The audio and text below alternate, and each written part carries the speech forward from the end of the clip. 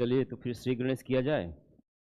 तो मित्रों, मेरे देश के भविष्य भावी व्याख्याताओं, आप लोग जो है अभी जिस रास्ते पे आप चल रहे हो, निश्चित रूप से सफलता तो मिलेगी ही, ठीक है। लेकिन एक लगातार सतत आपको चलना होगा, ठीक है। ये जो प्रक्रिया है ना, बड़ा कठिन टाइप का प्रक्रिया है। लेकिन जब रास्ते में चलोगे तो बहुत सारे उदासी, गम और खुशी, ये बहुत सारी चीज़ें दिखेंगी आपको। उसके बाद अंततः आपको क्या मिलेगी? सफलता मिलेगी, है ना। कोई भी चीज़ जो मिलता है सामने, जब आता है, जब मिलता है आपको, नौकरी जब मिले, हाथ में एक लेटर आए, है ना, तो उस समय उस लेटर हमको दिखाई देता है, आ गया होगा ऐसे, लेकिन उसके पीछे उसके संघर्ष दिखाई नहीं देते हैं। संघर्ष हम लोग किए रहते हैं, ठीक है। तो मेरे पढ़ाने का जो अनुभव रहा है 2019 में, 2023 अभी जो हुआ उसमें, है ना, तो मेरे पढ़ाने का अनुभव ये रहा है कि जो बच्चे लगातार कंटिन्यू कुछ कुछ करते रहें, बनाते रहे हैं, ठीक है, क्लास के ही क्वेश्चन अगर बना लेते हैं, है ना, तो सक्सेस तय है, ठीक है। तो आप लोग जो है मैं समझता हूँ एमएससी किए हुए कितने कितने साल हो गए? कितने साल हो गए एमएससी किए आपको? तो मित्रों हम लोग शुरू करते हैं। शुरू करने से पहले ये देखिएगा कि जो सिलेबस है, उस सिलेबस में 5 पार्ट में डिवाइड है। उन सिलेबस में आप देख पा रहे हैं कि मैंने मेरा पुराना वीडियो देखे हो क्या, जो अभी इसमें किए थे हम लोग? हाँ हाँ। तो उसमें मैं डिस्कशन किया था, लेकिन विस्तृत रूप से डिस्कशन उसमें नहीं किया हूँ मैं, ठीक है। तो जो 5 टॉपिक दिखने में लग रहा है, लेकिन उसमें 62 टॉपिक्स हैं, छोटे छोटे, है ना। आप पूरा सिलेबस अगर देखेंगे, पूरा सिलेबस तो है ना, सबसे पहले बात, हाँ, तो 62 टॉपिक है, 62 टॉपिक्स आपके पास रहेंगे। उस टॉपिक को हमको क्या करना है? कवर करना है, ठीक है। तो उस 62 टॉपिक में हम लोग एक त्रिकोणमिति वाली जो बात है, त्रिकोणमिति 20 नंबर के क्वेश्चन है, ठीक।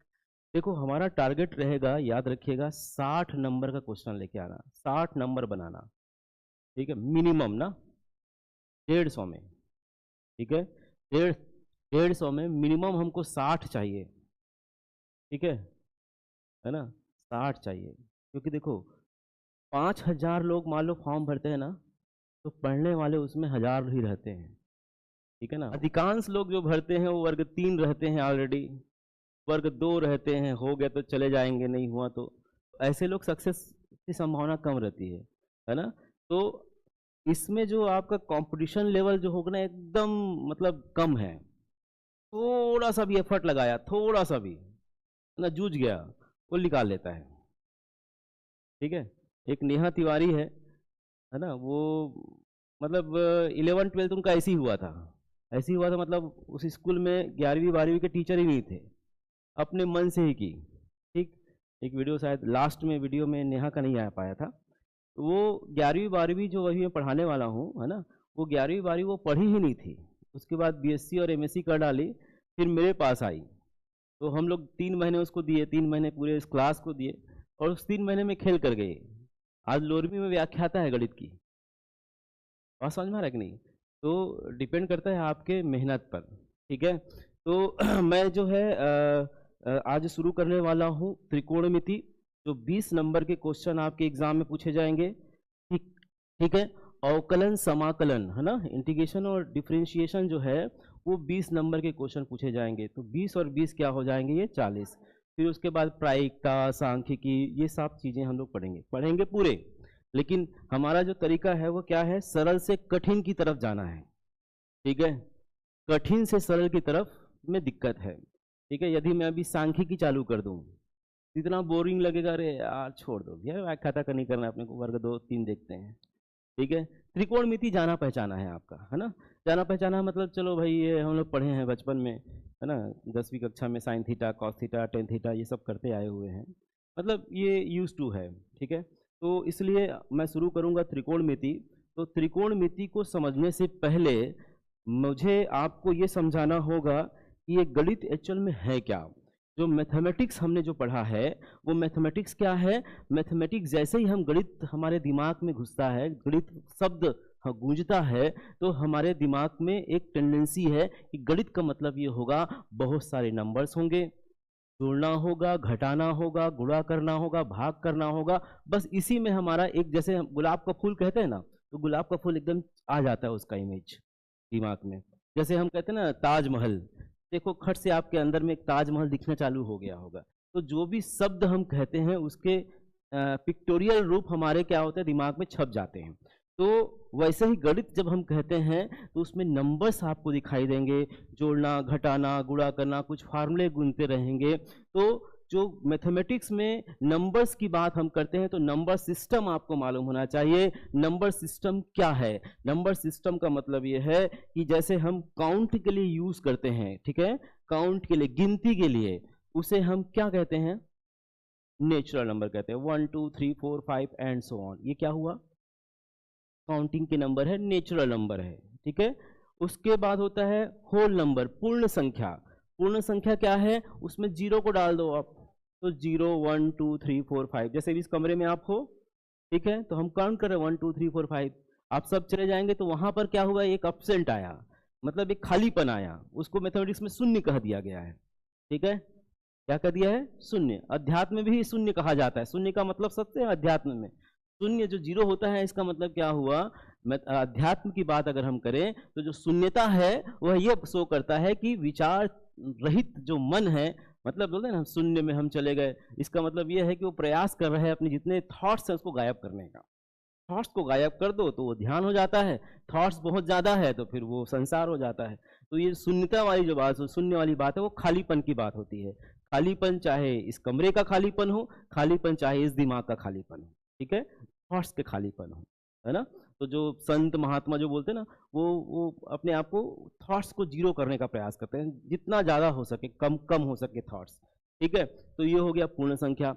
पूर्णांक, इंटीजर नंबर, उसमें पॉजिटिव भी है, निगेटिव भी है और जीरो भी है। पॉजिटिव भी है, निगेटिव भी है और जीरो भी है। एक कलेक्शन तैयार हो गया, है ना, 1 2 3 4 and so on, 0 -1 -2 and so on, ठीक। ये एक कलेक्शन, इसको हम बोलते हैं इंटीजर नंबर। उसके बाद आता है परिमेय संख्या, ठीक है, रेशनल नंबर। परिमेय संख्या क्या होता है? जो p/q के फॉर्म में होता है। किस फॉर्म में होता है? p/q। और जहां q जो होता है ना, है ना, p/q के फॉर्म में होता है, ठीक है, and p and q belonging to i, है ना, या इसी को जनरली हम लोग z बोलते हैं, ठीक है। एंड ऐसे कलर चेंज हो गया एकदम से,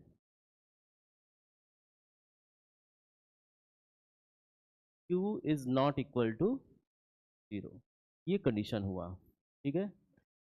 p/q के फॉर्म में रहता है और pq बिलोंगिंग टू i और z, हम z भी कह सकते हैं, उसको i भी कहते हैं। एंड इसको मत देखना, ठीक है, मिटाने का क्या है, अभी इसमें नए है भाई ना, थोड़ा सा यूज टू नहीं हुए हैं, ठीक है। हम तो पुराने बोर्ड वाले हैं, है ना, पुराने जो बोर्ड है ना उसमें हम काम करते थे ये नया नया कहानी बना दी। ये क्या हो गया, इसमें कुछ गड़बड़ हो गया क्या?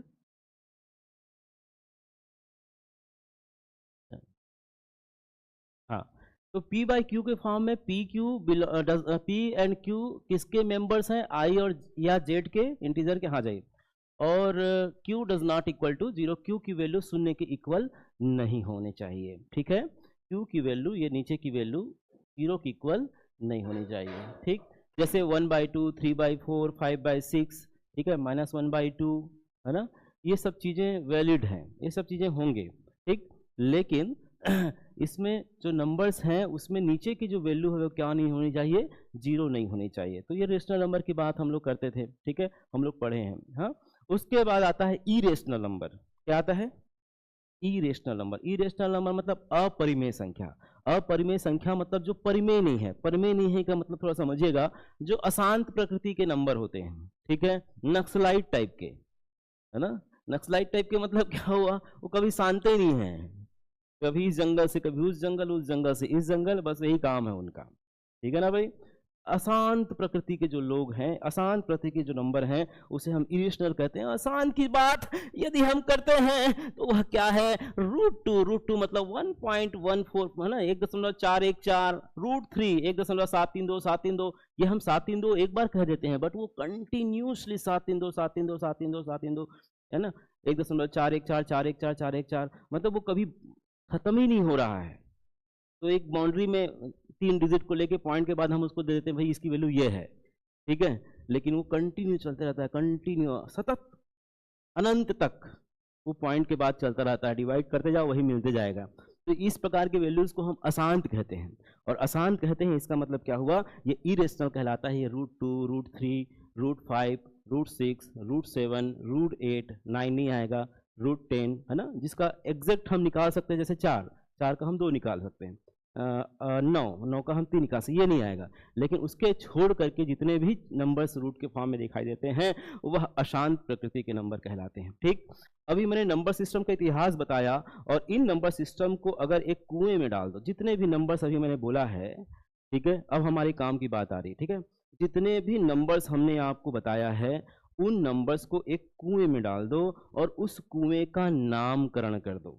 उस कुएं का क्या कर दो, नामकरण कर दो, और उस कुएं का नाम ये होगा वास्तविक संख्या का कुआं, रियल नंबर, वास्तविक संख्या। ठीक है भाई, तो रियल नंबर जो वर्ड यूज करेंगे हम लोग, जिसमें जनरली हम लोग लिखेंगे क्या, आर लिखेंगे बार बार। इसका मतलब समझना होगा कि जो रियल नंबर की बात, ये आर अपने आप में संख्याओं का समुद्र है। ठीक है, ये आर पूरे जितने भी हमारे जुबान से नंबर निकलेंगे उस सब को हम आर कह सकते हैं, कहते ही हैं।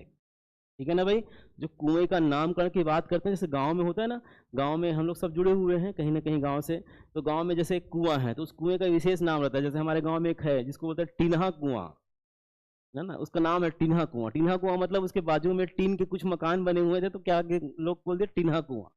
वैसे ही हर किसी के गांव में कुछ ना कुछ कुआं रहता है और उस कुएं में कुछ नामकरण उसका कर दिया जाता है। तो वैसे ही इस कुएं का जो नाम है, उस कुएं में पानी नहीं है, नंबर्स हैं, और वो सारे नंबर्स जो होंगे उन सारे नंबर्स का नाम एक ही होगा, वह होगा वास्तविक संख्या।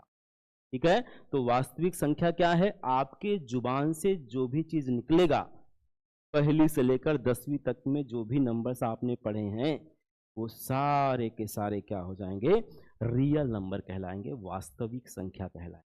तो जब भी मैं आर लिखूं मतलब समझ जाइएगा कि अपने आप में एक तोप चंद है बहुत बड़ा ही।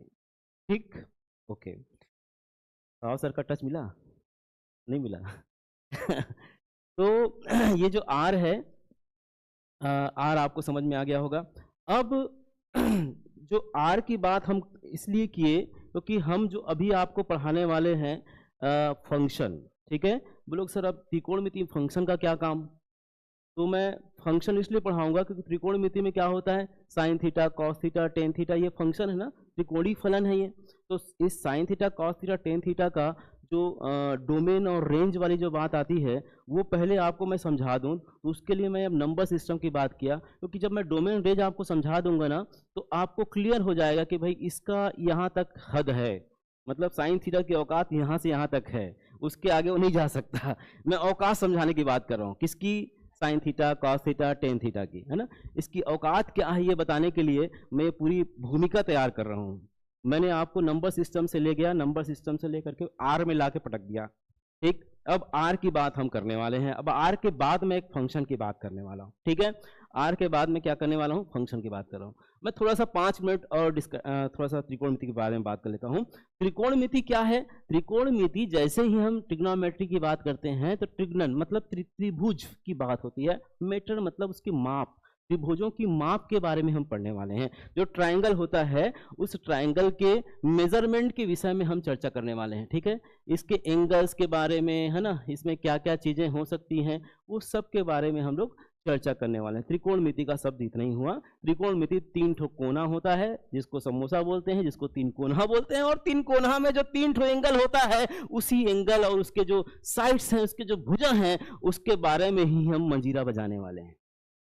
ठीक है, इस पूरे चैप्टर में, है ना, क्या क्या है देखो तो इसमें एंगल हैं और साइड्स हैं।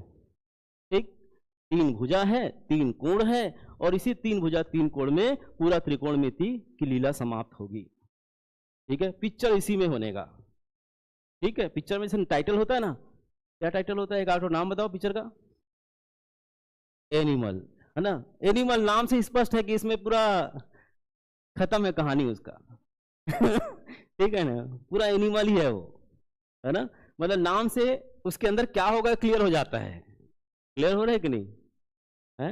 मैंने प्यार किया, ठीक है, अब हो गया, मतलब वो समझ में आ गया, नाम से समझ में आ गया अंदर में क्या कहानी चलेगा। क्लियर हो रहा है कि नहीं? तो जो चीजें सामने में लिखा जाता है त्रिकोणमिति, तो त्रिकोणमिति का मतलब ये हुआ कि त्रिभुज होगा, त्रिभुज में कोण होंगे, उसके भुजा होंगे, और कोण भुजा में कुछ कुछ फाइंड आउट करने होंगे हम लोगों को, और उसी में हमको खेल करने होंगे। ठीक, तो ये आपके त्रिकोणमिति के बारे में समझ में आ गया। अब त्रिकोण में एक चीज होता है कोण, एंगल। क्या होता है जल्दी बोलो, जिसके बार बार हम लोग पढ़ने वाले हैं ना, ये है थीटा, कोण। ठीक, ये कोण किसे कहते हैं, आप में से कोई बता पाएंगे किसे कहते हैं कोण?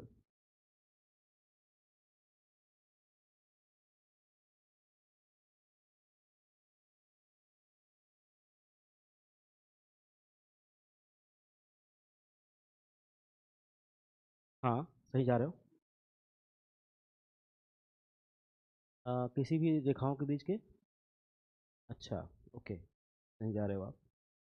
और थोड़ा सा मैं पॉलिश कर देता हूँ। देखो ये है फिक्स्ड एक्सिस। क्या है? फिक्स्ड है, मतलब अपने जगह से हिलेगा नहीं। जोर से बोलो, अपने जगह से हिलेगा नहीं। ये है मूवेबल एक्सिस, है ना, मूव करेगा, अशांत टाइप का है, ये घूमते रहेगा।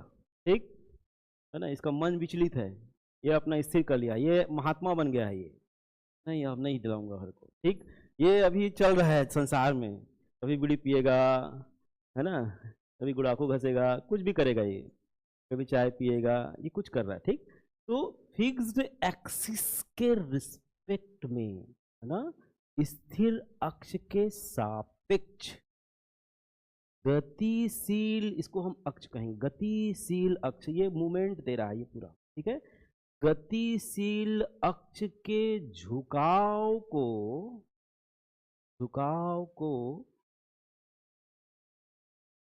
ठीक है, याद रखिएगा। अभी आप व्याख्याता बन चुके हो, आपको जाके बच्चों को पढ़ाना है, तो मैं वो ट्रेनिंग भी देना चालू कर दिया हूं, याद रखिएगा, मैं वो ट्रेनिंग देना चालू कर दिया आपको।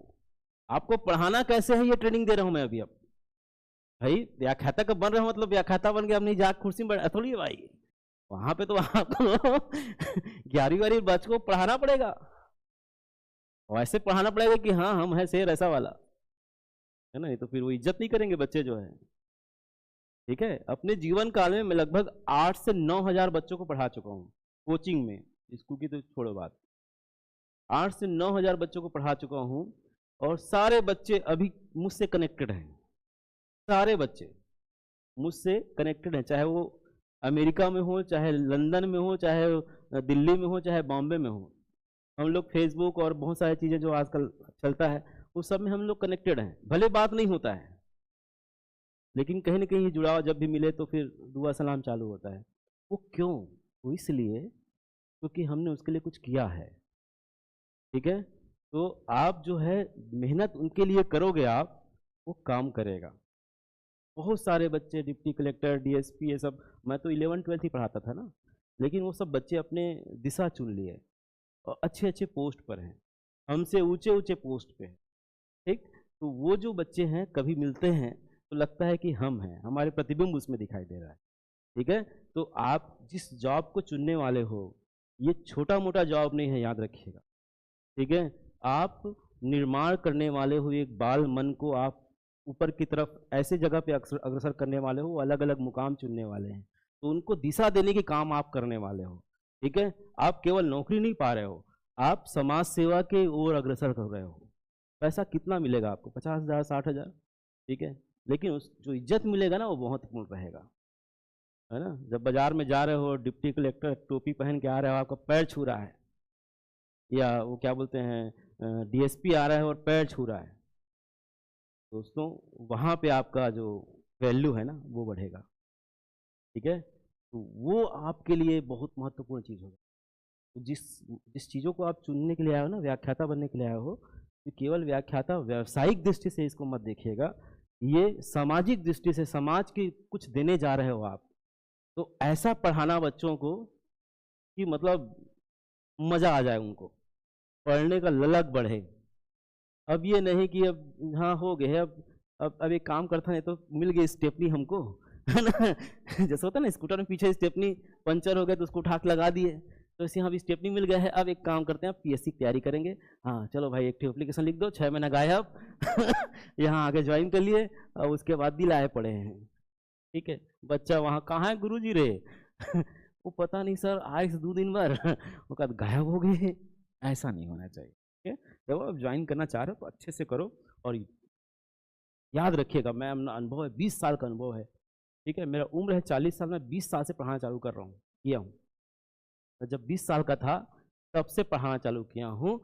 ठीक है, और मेरा उम्र अभी 40वां रनिंग चल रहा है, मतलब 20 साल का मेरा अनुभव ये रहा है। इस 20 सालों में जो सम्मान जो मिलता है, जो गुरुजी रहते हैं, सम्मान का मतलब वो प्राइसलेस है यार, गजब का है ना। तो आप जो चुनाव करके आप यहाँ बैठे हो ना, ठीक है, तो उसको जीना चालू करो आप लोग। ठीक, मैं कहाँ था, विषयांतर में कभी कभी विषयांतर हो जाता हूँ ना, मेरे को बीच में ले आया करना। हाँ, कहाँ पे था, कोण।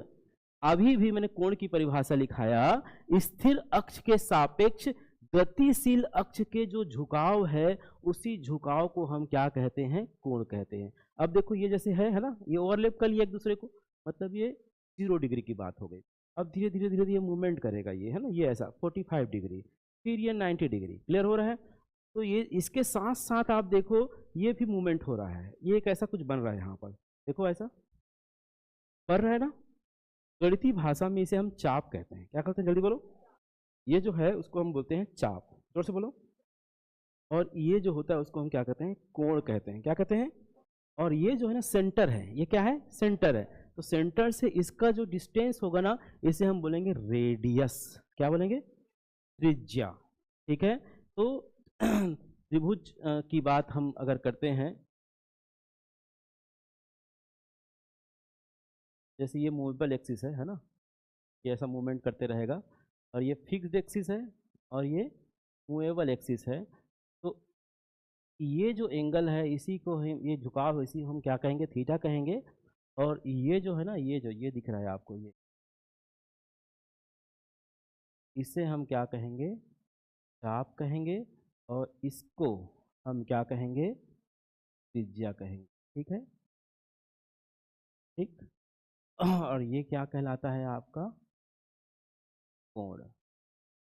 ठीक, तो बच्चों को कैसे पढ़ाओगे, स्थिर अक्ष के सापेक्ष गतिशील अक्ष के झुकाव को कोण कहते हैं, और इसे थीटा के रूप में लिखते हैं। और सूत्र क्या हो जाता है, सूत्र हो जाता है कोण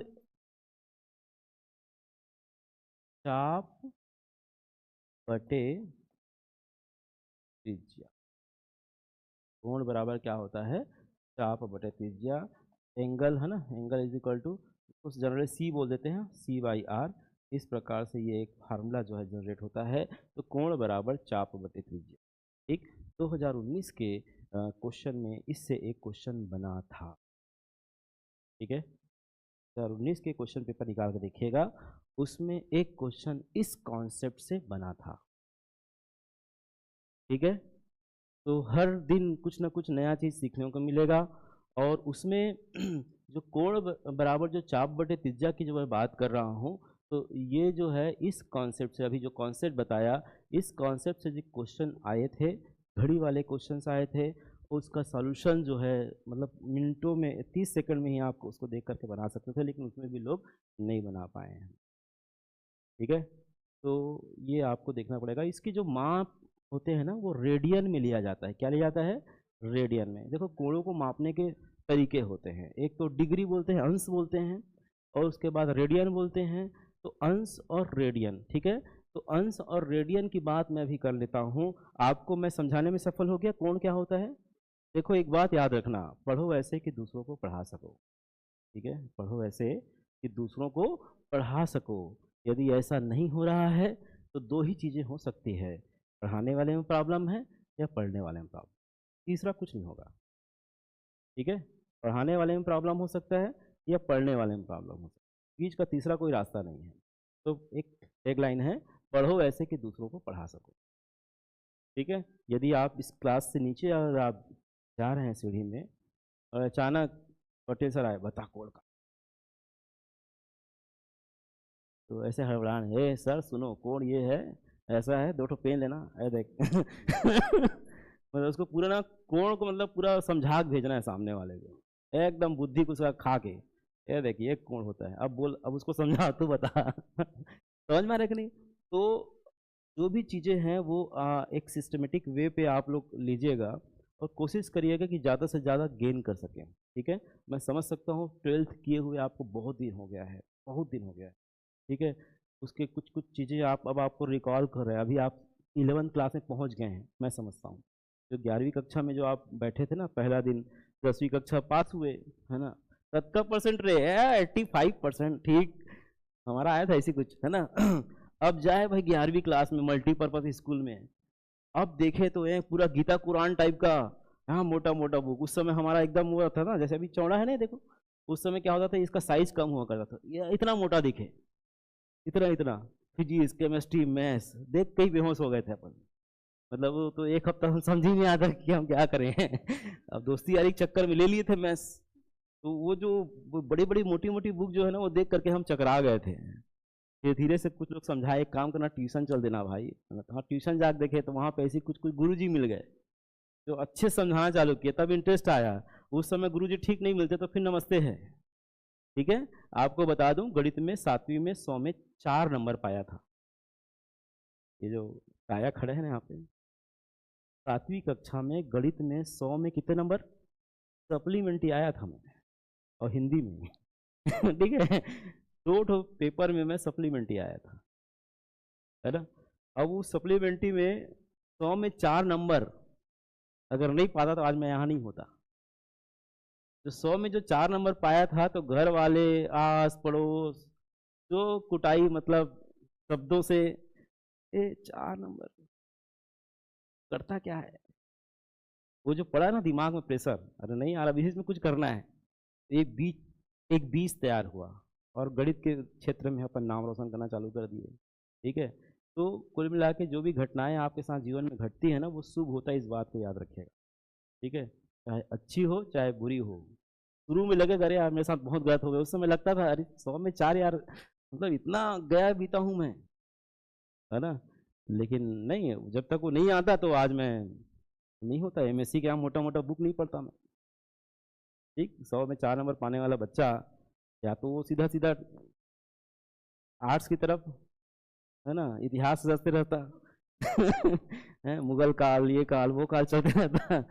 तो ये जो है ना चीजें जो आपके साथ घटती है वो शुभ होता है। तो मैं कहाँ पे था, मैं था कोण बराबर चाप बटे त्रिज्या में था। ठीक है, तो कोणों को मापने के लिए जैसे, है ना, लेंथ नापते ना इस घर का कितना फीट है कितना है, वैसी कोण का भी मेजरमेंट किया जाता है। तो मेजरमेंट करने के लिए जनरली हम लोग यूज करते हैं डिग्री का और रेडियन का। जैसे मैं 30 डिग्री की बात करता हूँ, है ना, 30 डिग्री की बात करता हूँ, तो 30 डिग्री है। ठीक है, इसी को अगर रेडियन में कन्वर्ट करना चाहेंगे तो वो होता है पाई के फॉर्मेट में आएगा। इसके फॉर्मेट में आएगा, पाई के फॉर्मेट में ना। तो 30 डिग्री का रेडियन में जो मान होंगे वह क्या होंगे,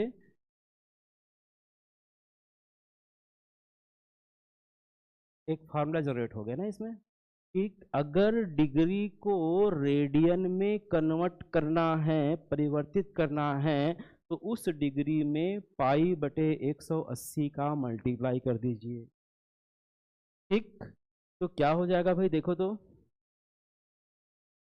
ये हो गया पाई बाई 6 रेडियन। क्लियर, मतलब 30 डिग्री जो है को हम ऐसा भी लिख सकते हैं रेडियन के फॉर्म में। ये हो गया आपका पहला पॉइंट। ठीक, दूसरा पॉइंट ये है पाई बाई 2 को, है ना, अंश में मान क्या हो जाएंगे, pi by 2 into 180 by pi. क्या निष्कर्ष निकला देखो ध्यान से। ठीक है, अपोजिट हुआ ना इसका, तो ये पाई और पाई कैंसिल हो जाएगा और कितना हो जाएगा 90 डिग्री, है ना, ये सब डिग्री में चले जाएंगे फिर। तो दो चीज़ें आपको समझने को मिली कि अगर डिग्री को रेडियन में परिवर्तित करना है तो उस डिग्री के मान में पाई बटे 180 का गुणा किया जाता है। अगर रेडियन को डिग्री में कन्वर्ट करना है तो उसका अपोजिट 180 बटे पाई का हम क्या करते हैं, मल्टीप्लाई करते हैं, तो वो डिग्री से रेडियन में, रेडियन से डिग्री में कन्वर्ट हो जाता है। ठीक है, तो ये डिग्री और रेडियन वाली कॉन्सेप्ट आपको मैं समझता हूँ समझ में आ गया होगा। इसके बाद इसमें बहुत सारे क्वेश्चंस दिखते हैं, लेकिन उसको आपको बनाने की आवश्यकता नहीं है। मैं कोशिश करूंगा कि आपको 11 की कुछ चीज़ें समझाना चालू करूँ। कॉन्सेप्ट जरूरी है, क्वेश्चन तो बनते रहेंगे, ठीक है, लेकिन कॉन्सेप्ट जरूरी है। तो ये डिग्री और रेडियन के बारे में मैंने आपको बता दिया। मैं इसके बाद कल की क्लास में बाकी चीज़ें क्लियर करूँगा। मैं पहले डोमेन रेंज समझा देता हूँ क्योंकि जो मैं बताया था, ठीक है। तो कोण क्या होता है मैंने बता दिया, कोण में परिभाषा क्या होता है बता दिया।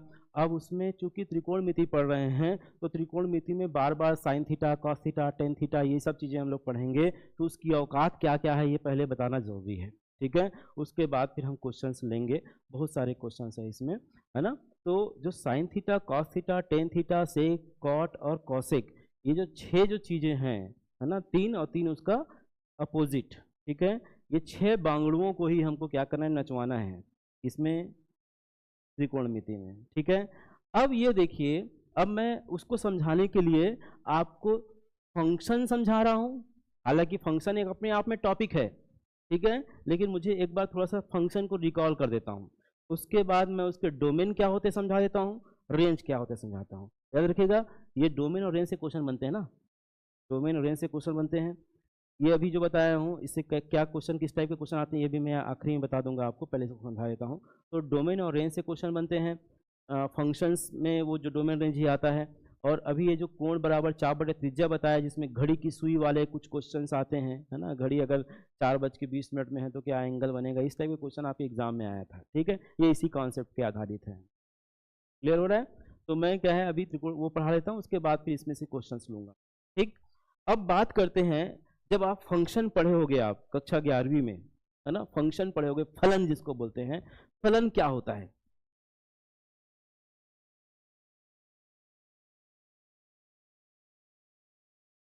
याद रखिएगा, ये फलन मैं इस परिप्रेक्ष्य में समझाने का प्रयास करूंगा, इस पर से sign theta, cos theta, tan theta and so on, ठीक है ना। फलन, फलन किसे कहते हैं, कोई बताएगा? आप जाना पहचान लग रहे हो मेरे को यार, कहाँ मिले अपन हैं? चेहरा एकदम डुप्लीकेट लग रहा है किसी बोलो, फंक्शन किसे कहते हैं? और आप भी, हाँ, कहीं मिले हैं क्या अपन? नहीं मिले हैं? तो बोलते ना पूरे विश्व में 7 लोग रहते हैं एकदम डुप्लीकेट वाले में। हाँ, तो आपका एक आदमी मेरे पास है मितान बद लेना, है ना ये 2 ही चेहरे मेरे को थोड़ा सा क्लिक कर रहे हैं, बाकी तो नहीं आ रहा समझ में, है ना। तो मैं क्या बोल रहा था, फंक्शन, ठीक है। देखो यार, मैं फिर से बोल रहा हूँ, फलन जो है ना, मतलब जब हम फर्स्ट टाइम पढ़े थे तो कसम से कुछ समझ नहीं आया था, ठीक है। मतलब जब एमएससी कर रहे थे तो अब ले दे के थोड़ा सा, हाँ फंक्शन कुछ होता है रे ऐसा करके, लेकिन जब आप पढ़ाने जाओ ना तो समझ में आता है कि अब हमको पढ़ाना है, संतुष्ट करना है आपको, ठीक है। फलन अब बोल दिए, हमें परिभाषा रटवा दिया, जाओ बोल दिया, वैसे ही होता था हम लोग के साथ, परिभाषा रटवा दिए, हाँ अब जाके, हाँ A B two non two set every element of an unique element of B this called function, ये हो गया, वो रट डाले हम।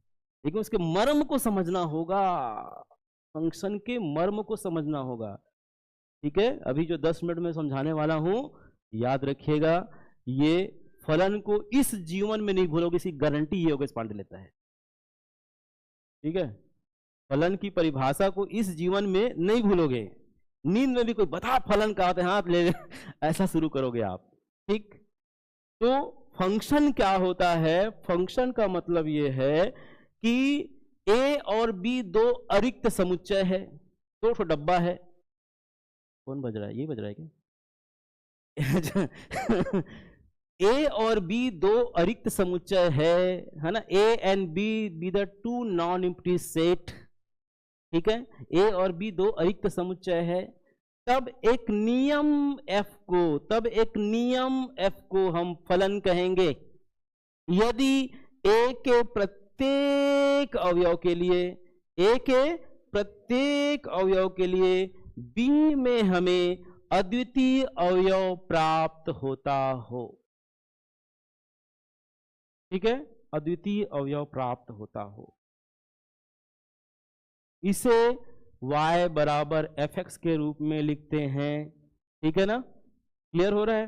तो इसको भी एग्जाम्पल के तौर पे अगर देखा जाए तो सपोज ये एक नियम है f, है ना, ठीक है, सच दैट इस प्रकार से है कि वो a से b में परिभाषित है। ठीक है, ये a के जो मेंबर्स होंगे, ये a कहाँ के मेंबर होंगे पता है? रियल नंबर के। तो शुरू वाला जो है a दिख रहा है ना, जनरली इसको लिखा जाए तो ऐसा लिखना चाहिए, है ना, f such that r tends to r। ठीक है, लेकिन ये तो सिंपल बात हो गई, बट ये जो एलिमेंट होंगे ना वो कहाँ के होंगे? आर के ही होंगे। ये जो ए और बी जो दिख रहे हैं ना वो आर के ही होंगे। अब देखो दो ठो डब्बा देख लो ध्यान से, ये पहला डब्बा है, ये दूसरा डब्बा है। ठीक है, ये कह रहा है कि मैं ए हूं, ये कह रहा है कि मैं बी हूं। ये ए और ये बी, इन दोनों के बीच में एक कुछ नियम काम कर रहा है जो है एफ। तो मैंने अभी क्या परिभाषा बताया, याद रखिएगा, ये परिभाषा आपके दिमाग में बस जानी चाहिए। अरिक्त का मतलब क्या होता है? जो खाली नहीं होता है। रिक्त का मतलब क्या होता है ना, खालीपन। अरिक्त मतलब उसमें कुछ न कुछ रहेगा। तो क्या कहा गया कि ये खाली नहीं हो सकता और ये भी खाली नहीं हो सकता, इसमें कुछ न कुछ अवयव रहेंगे। ठीक, तो ए और जो बी है उसमें जो फंक्शन है, तो ए और बी दो अरिक्त समुच्चय है, तब एक नियम एफ को फलन कहेंगे यदि ए के प्रत्येक अवयव के लिए बी में हमें क्या मिलना चाहिए? अद्वितीय अवयव मिलना चाहिए। बोलो सही, तो वही परिभाषा बता दे रहे हो आप, हैं? वही जो पढ़े हो उसी को आप दे दे रहे हो। नहीं सुनो, गेहूं लेके गए हो कभी आटा चक्की में? ठीक, अब समझना, अब देखो पिक्चर क्लियर होता है आपका। गेहूं का थैला लेके आप गए हो और आटा चक्की वाला क्या करेगा? उसको उस चक्की में उसको डालेगा और डालने के बाद उसके रिस्पेक्ट में आटा देगा। 10 किलो दोगे तो 10 किलो के हिसाब से मिलेगा, 50 किलो दोगे तो 50 किलो के हिसाब से देगा। तो जो ए वाला डब्बा है वो समझना क्या है? गेहूं है। और बी वाला डब्बा क्या है? आटा है। और बीच में जो मंजीरा बजा है उसी को तो फलन कहेंगे जी। जो फंक्शन है वह क्या है? वो आटा चक्की है। जो गेहूं है वो क्या है? ए वाला सेट है, पहला वाला। वो आप पे डिपेंड करता है कि आप कितनों भी रख लो। ठीक है, आप चाहे तो 1000 किलो का कर लो, लेकिन उसके अकॉर्डिंग डिपेंडेंसी जो होगी वो आटे की होगी। मतलब उस मशीन से गुजारने के बाद ही हमको कुछ आउटपुट मिलने वाला है। ठीक है, तो मैं डोमेन और रेंज को इसी में लेने प्रयास करूंगा। ध्यान दीजिएगा, यदि मैं इस फलन को लिख लेता हूं, जनरली हम इसको लिखते हैं y is equal to F X, लिखते हैं। क्या लिखते हैं? y is equal to F X, जहां x बिलोंग टू a, है ना, and y belong to b। x स्वतंत्र रहता है, पहले वाला डिब्बे में स्वतंत्र है, लेकिन डिपेंड करेगा बी वाला डब्बा, y वाला डब्बा, वो डिपेंडेंसी पे डिपेंड करता है। मतलब जो इस फंक्शन के नेचर पे डिपेंड करता है। अब उस नेचर के बारे में बात करते हैं। जैसे मैं यहां पर लिख लेता हूं, ये फलन जो है ना वो एक्स स्क्वायर की बात कर रहा है। ठीक है, ये मशीन क्या कह रहा है? एक्स स्क्वायर कह रहा है। मशीन क्या कह रहा है? X square. मतलब मशीन अपने आप में एक क्वालिटी रखता है कि जो भी चीज आएगा उसको मैं वर्ग करूंगा, जो भी चीज मेरे से गुजरेगा उसको मैं वर्ग करके दूंगा। किसको? वाई वाले डब्बे को, बी वाले डब्बे को। ठीक, अब देखो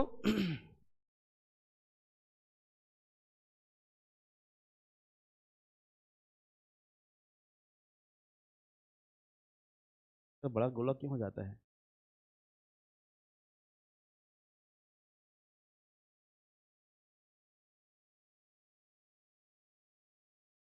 ये देखो, जैसे मैं यहाँ पे 1 लेता हूँ, क्या लेता हूँ? तो 1 को जैसे ही मैं इस x में गुजारता हूँ तो ये 1 का वर्ग मतलब क्या हो जाएगा? 1। 2 का स्क्वायर मतलब क्या हो जाएगा? 4। 5 का स्क्वायर मतलब क्या हो जाएगा? -2 का मतलब क्या हो जाएगा? 4। -5 का मतलब क्या हो जाएगा? 25। क्लियर हो रहा है? इसमें कुछ कुछ चीजें मिलती जा रही है आपको। ये तो हम आर उड़ेल सकते हैं ना, आर याद आया? आर क्या है? आर, ठीक है, जो बोलोगे वो सब ले सकते हैं। पूरा का पूरा आर इसमें डाल सकते हैं, याद रखिएगा, पूरा का पूरा आर। ठीक, पॉजिटिव भी डाल सकते हैं, निगेटिव भी डाल सकते हैं, पी बाई क्यू फॉर्म डाल सकते हैं, आसान टाइप के नंबर डाल, सारा चीज डाल सकते हैं। और उसके अकॉर्डिंग यहाँ बी में हमको कुछ एलिमेंट मिलेंगे, वो डिपेंड करेगा बीच में क्या रूल असाइन किया गया है। अब मैं डोमेन और रेंज की बात कर रहा हूं। डोमेन का मतलब ए वाले पहले वाले डब्बे में जो आप रख सकते हो वह डोमेन कहलाता है। मतलब वो गेहूं का थैला, तो गेहूं का कलेक्शन होगा, वह क्या कहलाएगा? डोमेन। तो इसका जो डोमेन होगा वह क्या होगा जी? इसका डोमेन हो जाएगा आर, वास्तविक संख्याओं का संग्रह, समुच्चय। ठीक, पूरा का पूरा आर उस कुएं में उड़ेल सकते हैं, ठीक, ए वाले डब्बे में। लेकिन जब हम इस आर के एलिमेंट को रखते जा रहे हैं तो इसमें जो एलिमेंट मिलते जा रहा है, इसमें कुछ प्रॉपर्टीज होंगे, कुछ गुण होंगे, खास गुण होंगे। उस खास गुण को आपको जज करना होगा। जैसे इसमें नंबर्स तो सभी मिल रहे हैं, 0 रखोगे 0 मिलेगा, मिल रहा है कि नहीं? पॉजिटिव रख रहे हैं तो पॉजिटिव मिल रहा है, और निगेटिव रख रहे हैं तो भी क्या मिल रहा है जी? इसका मतलब इसका जो रेंज होगा वह क्या होगा जी? आर प्लस होगा।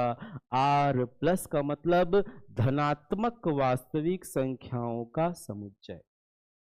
तो डोमेन क्या हुआ समझ में आ गया होगा, रेंज क्या होता है समझ में आ गया होगा। डोमेन जो है पहले डिब्बे में जो भी आ जाए, और रेंज जो है वह क्या है? उसके अकॉर्डिंग जो हमको मिलता है, उसकी कुछ खास क्वालिटी होती है। ठीक, इस फंक्शन में आप देखो, अगर इसी फंक्शन को हम क्या कर दें? चेंज कर दें। इस फंक्शन को हम चेंज कर देते हैं। फंक्शन को मैंने चेंज कर दिया क्या? 1/x, है ना भाई? क्या कर दिया देखो तो, 1/x। ठीक, 1 लेंगे तो क्या मिलेगा? 1, 2 लेंगे तो क्या मिलेगा? 3 लेंगे तो क्या मिलेगा? क्लियर हो रहा है? ये सारा चीज मिल रहा है आपको। ठीक, लेकिन इस ए में तो हम आर लिख सकते हैं ना पूरा का पूरा। जैसे ही आप यहाँ 0 लिखोगे, ये मशीन बोलेगा मैं नहीं काम करने वाला, ई ना चलवे। ठीक, गेहूं लेके गए हो, उसमें 1 पाव का पत्थर भी है गेहूं के कलर का। ठीक है, अब लेके गए हो, मस्त आटा पिसवाना है करके। अब वो क्या किया, वो गेहूं वाला जो है पीसने वाला, वो अपने उसमें डाला मशीन में, तो गेहूं को सब निकाल दिया पूरा वो आटा के रूप में। और वो पत्थर, एक पाव वाला पत्थर जो है, 250 ग्राम वाला पत्थर, वो खड़खड़ खड़खड़ चालू कर दिया। वो खड़खड़ खड़खड़ वो ले जा ही नहीं रहे अंदर। तो मशीन बोल रहा है ये नहीं चल बे, ये नहीं ले सकता मैं, ये मेरे को अंदर को खराब कर देगा भैया, ये नहीं चलने वाला है। ठीक, तो मशीन क्या किया, इस 0 को लेने से क्या कर दिया? इनकार कर दिया। मैथमेटिक्स में किसी भी नंबर को 0 से डिवाइड अगर आप करते हैं तो अपरिभाषित शब्द यूज किया गया है, जिसी को हम इंफिनिटिव बोलते हैं, डमरू बोलते हैं। याद आया? अनंत, अपरिभाषित। ठीक है, तो किसी भी वैल्यू को 0 से अगर आप डिवाइड करते हैं तो उस परिप्रेक्ष्य में जो नंबर्स होंगे वह क्या होंगे? उसको अपरिभाषित के रूप में श्रेणी में दिया गया, अनंत के रूप में दिया गया। तो अब क्या हुआ? अब ये हुआ कि इसमें हम सारे मान तो रख लेंगे। अब क्या करोगे आप? अब पता चल गया कि इसमें पत्थर है, तो आप क्या करोगे? आप उसको हटा दोगे, ये तो काम करोगे ना। आपको क्या, सिंपल सी बात है, वो मशीन बोलेगा नहीं ले रहा हूँ, हाँ ठीक है भाई ला दे, बात समझ में आएगी नहीं? तो उस पत्थर को उठा के क्या करोगे? बाहर फेंक दोगे। वैसे ही फंक्शन में भी डोमेन के जो अवयव को ग्रहण नहीं करने वाले, जो फलन ग्रहण नहीं कर सकता, उसको उस घर से निकाल के बाहर ही कर दो। इसका डोमेन क्या हो जाएगा? इसका जो डोमेन हो जाएगा, इसका डोमेन हो जाएगा R माइनस,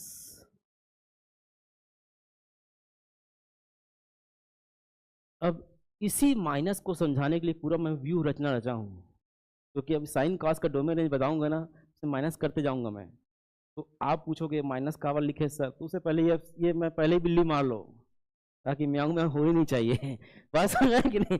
पहले ही कहानी बता दो कि भैया ऐसा है, अब उसके बाद आपको मैं केवल लिखवाऊंगा, आप समझदार हो, समझ जाओगे फिर, हाँ सही इसमें ये खेल हुआ है, ठीक है। तो मुझे ज़्यादा टाइम देना नहीं है इसमें। डोमेन जो है r-0 का मतलब r में से मैं भगा दे रहा हूं किसको, 0 को। क्यों? क्योंकि ये फलन कह रहा है कि मैं इसको अंदर नहीं लिख सकता, ये मेरे काम का नहीं है, ये मुझे खराब कर देगा, मुझे बिगाड़ देगा। तो क्या करो, तो रिक्वेस्ट करेगा कि भैया ये बाहर कर देगा। तो ये मैंने बाहर कर दिया इसको, है ना। माइनस का मतलब हटा देना, फेंक देना। किसको? 0 को। किस में से? r में से। इसका मतलब समझिएगा, बहुत ही गजब का है। आर मतलब आर नामक कुआं है, समुद्र है नंबर का, उसमें से 0 को उठा के मैं फेंक दे रहा हूं, हटा दे रहा हूं। समझ में आ गया? तो r-0 इसका क्या हो गया? डोमेन। ठीक। और इसका रेंज क्या हो जाएगा? रेंज में कोई दिक्कत नहीं है, रेंज में तो निगेटिव लोगे तो निगेटिव मिलेगा, पॉजिटिव पॉजिटिव, तो रेंज इसका सीधा सीधा क्या हो जाएगा? r हो जाएगा। ठीक। तो जो मशीन यहाँ पे गड़बड़ करता है उसको क्या कर दिया जाता है? गायब कर दिया जाता है, और बाकी जो चीजें हैं वो ले लिया जाता है। ठीक। अब बात करते हैं साइन थीटा की। अभी तक समझ में आ गया होगा आप लोगों को। अब हम बात करते हैं, अब आते हैं त्रिकोणमिति में। साइन थीटा की बात करते हैं। साइन थीटा में एंगल तो मालूम होगा, साइन 0 डिग्री का मान क्या होता है? साइन 30 डिग्री का मान क्या होता है? ठीक। साइन 45 की वैल्यू, साइन 60 की वैल्यू √3/2, साइन 90 की वैल्यू, क्लियर है। कॉस 0 की वैल्यू अपोजिट हो जाता है, 1 हो जाएगा, है ना। कॉस 30 डिग्री की वैल्यू, कॉस 45 सेम होता है 1/√2। कॉस 60 क्या हो जाएगा? कॉस 90 क्या हो जाएगा? और 10 उसको डिवाइड करते जाओ तो 10 की वैल्यू मिल जाएगी। ठीक है, ये बेसिक है, उसके बाद फिर आपको जानने की आवश्यकता नहीं है। ठीक, ये 3 चीज़ें आप बेसिक है आपकी, है ना। तो ये तीनों चीज़ें आपको मालूम होनी चाहिए, ठीक, सामान्य जानकारी। उसके बाद की कहानी आप अपने आप निकाल लोगे, याद नहीं है तो भी कोई दिक्कत नहीं है। अब कोई पूछे साइन 240 का मान क्या होता है ना, तो आप 240 याद रखने की आवश्यकता नहीं, उसको तोड़ ताड़ के बराबर कर दो, 90 के बीच आप ले आओ, आंसर ले आओ। ठीक है, उसकी कहानी मैं बताऊंगा कि वो 48 जो फार्मूले हैं वो चुटकियों में आप बना लोगे, रटने की आवश्यकता नहीं है। ठीक है, 48 फार्मूले कौन सा याद है? Sine 180 minus theta, 360 minus theta, ये आप ऐसे ही याद कर लोगे, है ना। केवल 2 पॉइंट याद रखना पड़ेगा उसमें, और खट से आप बना सकते हैं। ठीक, तो मैं अभी कहाँ था? साइन थीटा के बारे में बात कर रहा था। इधर देखो भाई, अब हम फंक्शन त्रिकोणमिति फलन की बात करते हैं, साइन थीटा की बात करते हैं। किसकी बात करते हैं? Sine theta. साइन थीटा के डोमेन और रेंज के बारे में बात करते हैं। साइन थीटा के डोमेन और रेंज की बात करते हैं। यहाँ पर ये ए है समझो, ये बी है, और फंक्शन जो है यहाँ पर क्या है? साइन थीटा है या साइन एक्स है। तो यहाँ पर जब हम एंगल लेना चालू करते हैं तो 0 डिग्री में क्या मिलता है? 0। 30 डिग्री में क्या मिल जाता है? साइन 30 का मान 1/2, है ना। साइन 45 की वैल्यू क्या मिल जाएगा? 1/√2। साइन 60 डिग्री की वैल्यू √3/2, है ना। 90 डिग्री की वैल्यू 1। ठीक है, अब इसी को निगेटिव में लेंगे तो यहाँ पे निगेटिव एलिमेंट, क्योंकि sine minus theta minus sine theta होता है, मालूम है आप लोगों को। हाँ। तो आप यहाँ को पॉजिटिव एलिमेंट में पॉजिटिव मिल रहा है, निगेटिव यहाँ लेंगे तो यहाँ पे निगेटिव जस का तस मिल जाएगा। ठीक, -1 -1/√3 माइनस, है ना, ये सब मिल जाएगा। कुछ भी एंगल लो आप यहाँ पे ना, आप यहाँ पे 1,00,000 डिग्री भी ले सकते हो, ठीक है, 1 करोड़ डिग्री भी ले सकते हो, -1 करोड़ डिग्री भी ले सकते हो।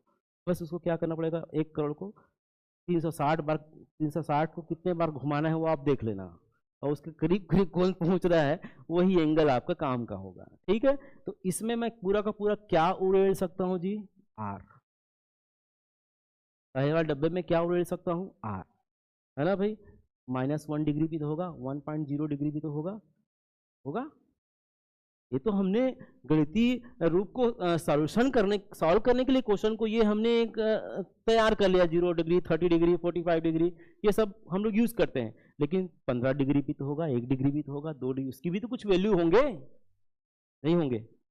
होंगे ना, -1 डिग्री के भी होंगे। तो इस वाले डब्बे में मैं पूरा का पूरा आर ले सकता हूं। इसका मतलब क्या हुआ? इसका मतलब इसका जो डोमेन होगा वह क्या होगा जी? का जो डोमेन होगा वह हो जाएगा आर। डोमेन में कोई दिक्कत? डोमेन तो रियल नंबर हो गया साइन एक्स का। ठीक है, रेंज की बात करते हैं। तो रेंज में क्वालिटी देखनी पड़ेगी आपको।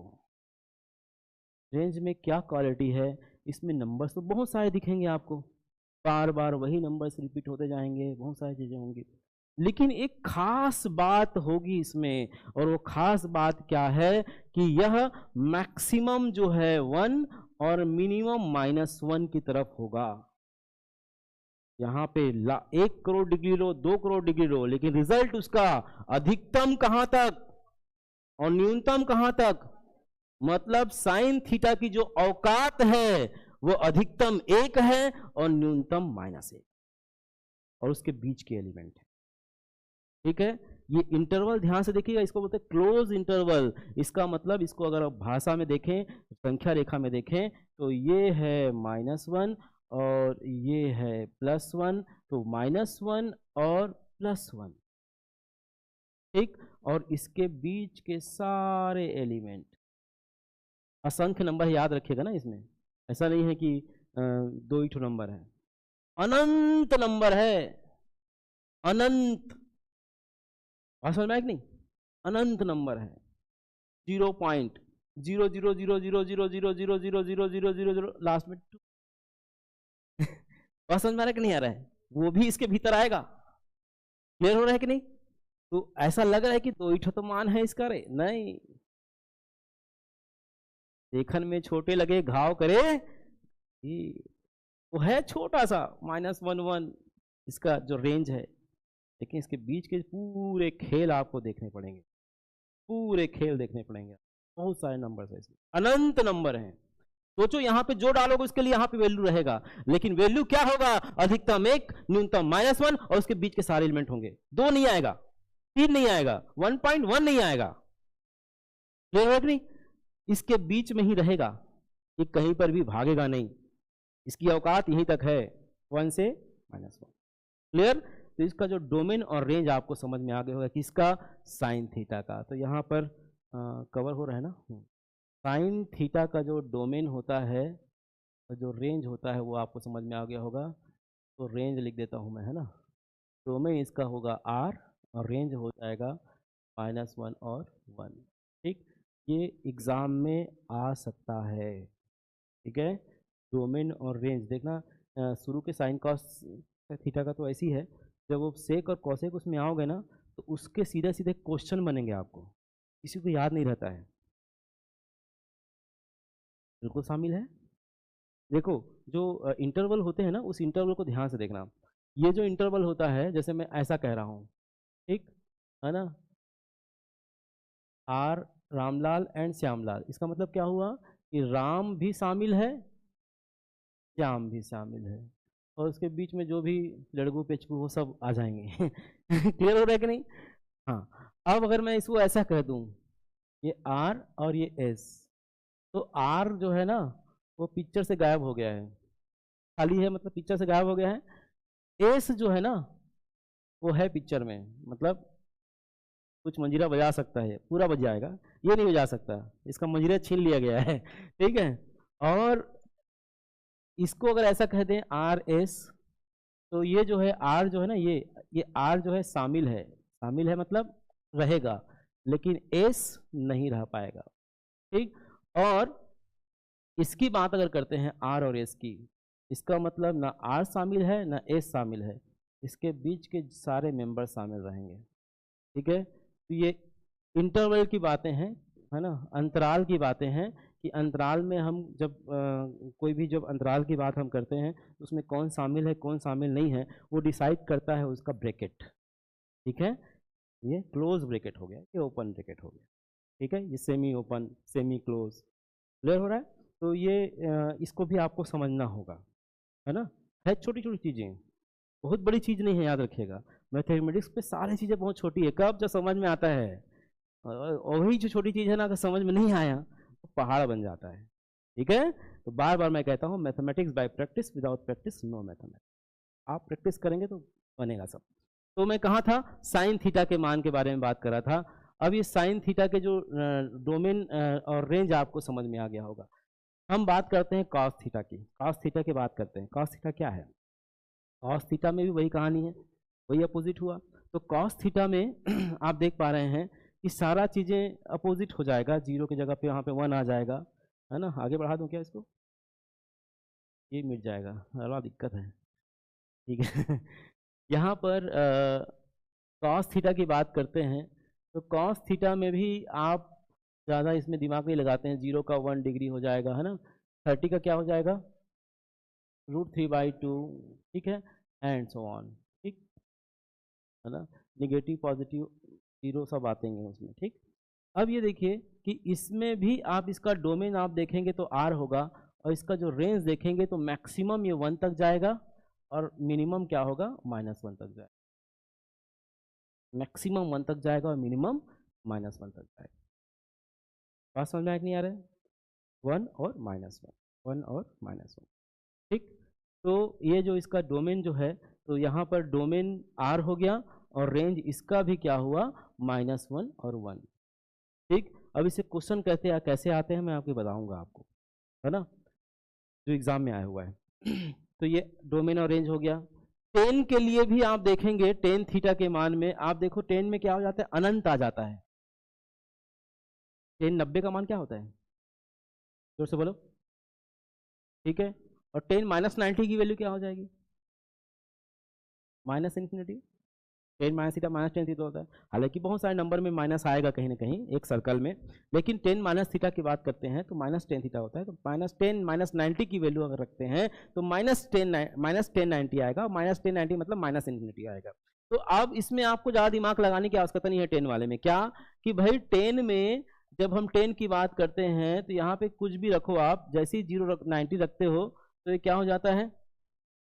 ये अनंत की देता है। और -90 रखो तो क्या होगा? -∞। तो इसका जो रेंज होगा, वह क्या होगा? -∞ टू ∞। ये शामिल नहीं है, याद रखिएगा, शामिल कर ही नहीं सकते उसको। अनंत को कहाँ शामिल करोगे आप? अनंत तो एक गणित में एक वो है, सिगुफा है कि हाँ भाई ये है कुछ, उसको शामिल कर ही नहीं सकते आप। समुद्र को कैसे आप धारण करोगे? बात समझ है कि नहीं? समुद्र है, उसको मैं सोचूं मैं धारण करने वाला हूँ ये डब्बे में, नहीं हो सकता। क्लियर हो रहा है? तो इसका जो डोमेन और रेंज क्या होगा? इसका जो रेंज होगा वह क्या होगा? इसका जो रेंज होगा वह R होगा, और सॉरी डोमेन जो है R होगा, और रेंज क्या होगा इसका? -∞ टू ∞, ठीक है। तो अब मेरे इसको बताने का उद्देश्य सिर्फ इतना था कि जो साइन कॉस टेन इन सब के जो औकात है ना, वह क्या है, ये आपको समझ में आना चाहिए, ठीक।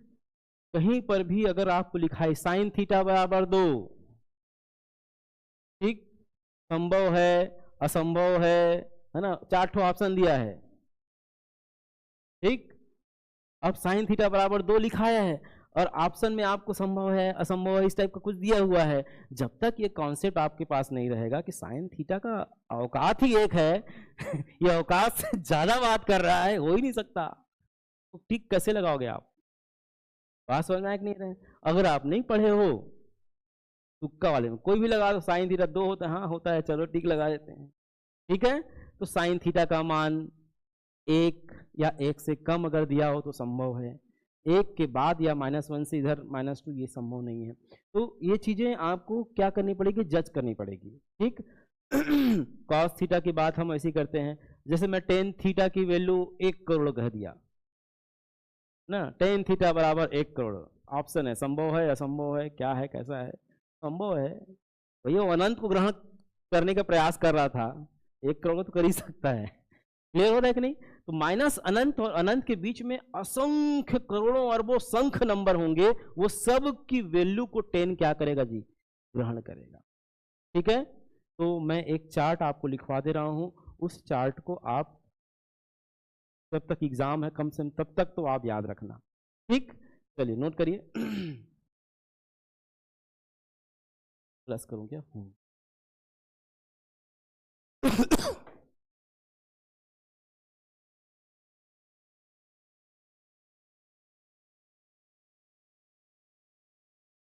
इसके ग्राफ को ही बात करेंगे ना।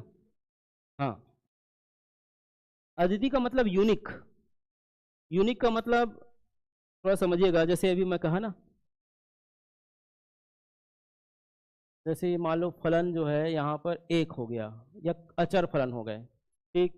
यहाँ पे 1 लोगे तो भी k मिलेगा, 2 लोगे तो भी k मिलेगा, 3 लोगे तो भी k मिलेगा, मतलब k तो कॉमन है ना, कहाँ गया, k तो कॉमन है। अब तो समझिएगा अद्वितीय वाली बात कि सर इस 1 के लिए भी k मिल रहा है, इस 2 के लिए भी k मिल रहा है, इस 3 के लिए भी k मिल रहा है। इसका मतलब क्या हुआ, इसका मतलब इधर के सारे अवयव के लिए यहाँ कुछ ना कुछ मिलना चाहिए। या तो 1 1 हो सकता है, इसके फलन जब मैं पढ़ाऊंगा आपको तो बहुत सारे फंक्शन आते हैं, 1 1 फंक्शन, 1 1 ऑन 2 फंक्शन, ठीक है, बहुत सारे फंक्शन आएंगे, उसमें मैं ये सब बताऊंगा। लेकिन क्या हुआ कि अद्वितीय अवयव मतलब केवल इसके लिए कोई एक एलिमेंट होना चाहिए, वो रिपीट हो सकता है, उससे फर्क नहीं पड़ता, लेकिन यहाँ के प्रत्येक अवयव के लिए हमें एक एलिमेंट वहां पर मिलना चाहिए। तो एक एलिमेंट यहाँ क्या मिल रहा है, k मिल रहा है, इसको अद्वितीय बोलेंगे। एक के लिए k मिल रहा है, एक एलिमेंट मिल रहा है, 2 के लिए k मिल रहा है, सेम मिल रहा है, उससे फर्क नहीं पड़ता, अद्वितीय अवयव मिलना चाहिए। क्या मिलना चाहिए, अद्वितीय अवयव यहां पर होना चाहिए। बात समझ में आया कि नहीं आ रहा है? तो ये बातें आपको क्लियर करनी चाहिए कि अद्वितीय ए और बी के दो अरिक्त समुच्चय, तो ए के प्रत्येक अवयव के लिए बी में हमें अद्वितीय एक एलिमेंट हमको मिलना चाहिए। वो रिपीटेड भी हो चलेगा, उससे फर्क नहीं पड़ता, लेकिन एलिमेंट वहां पे होना चाहिए, अब्सेंट नहीं होना चाहिए, है ना। क्लियर हो रहा है कि नहीं हो रहा है? तो ये अद्वितीय का मतलब ये हुआ, ठीक। मैं कहाँ पे था, चार्ट पे, है ना। तो यहाँ पर जो साइन कॉस जो टेन थीटा की जो बात है, वहाँ पे डोमेन और रेंज की जो बात कर रहे हैं हम लोग, तो उस पर मैं लिखवा देता हूँ, आप इसको नोट कर लीजिएगा। फिर ग्राफ के बारे में भी हम चर्चा करेंगे, ठीक है।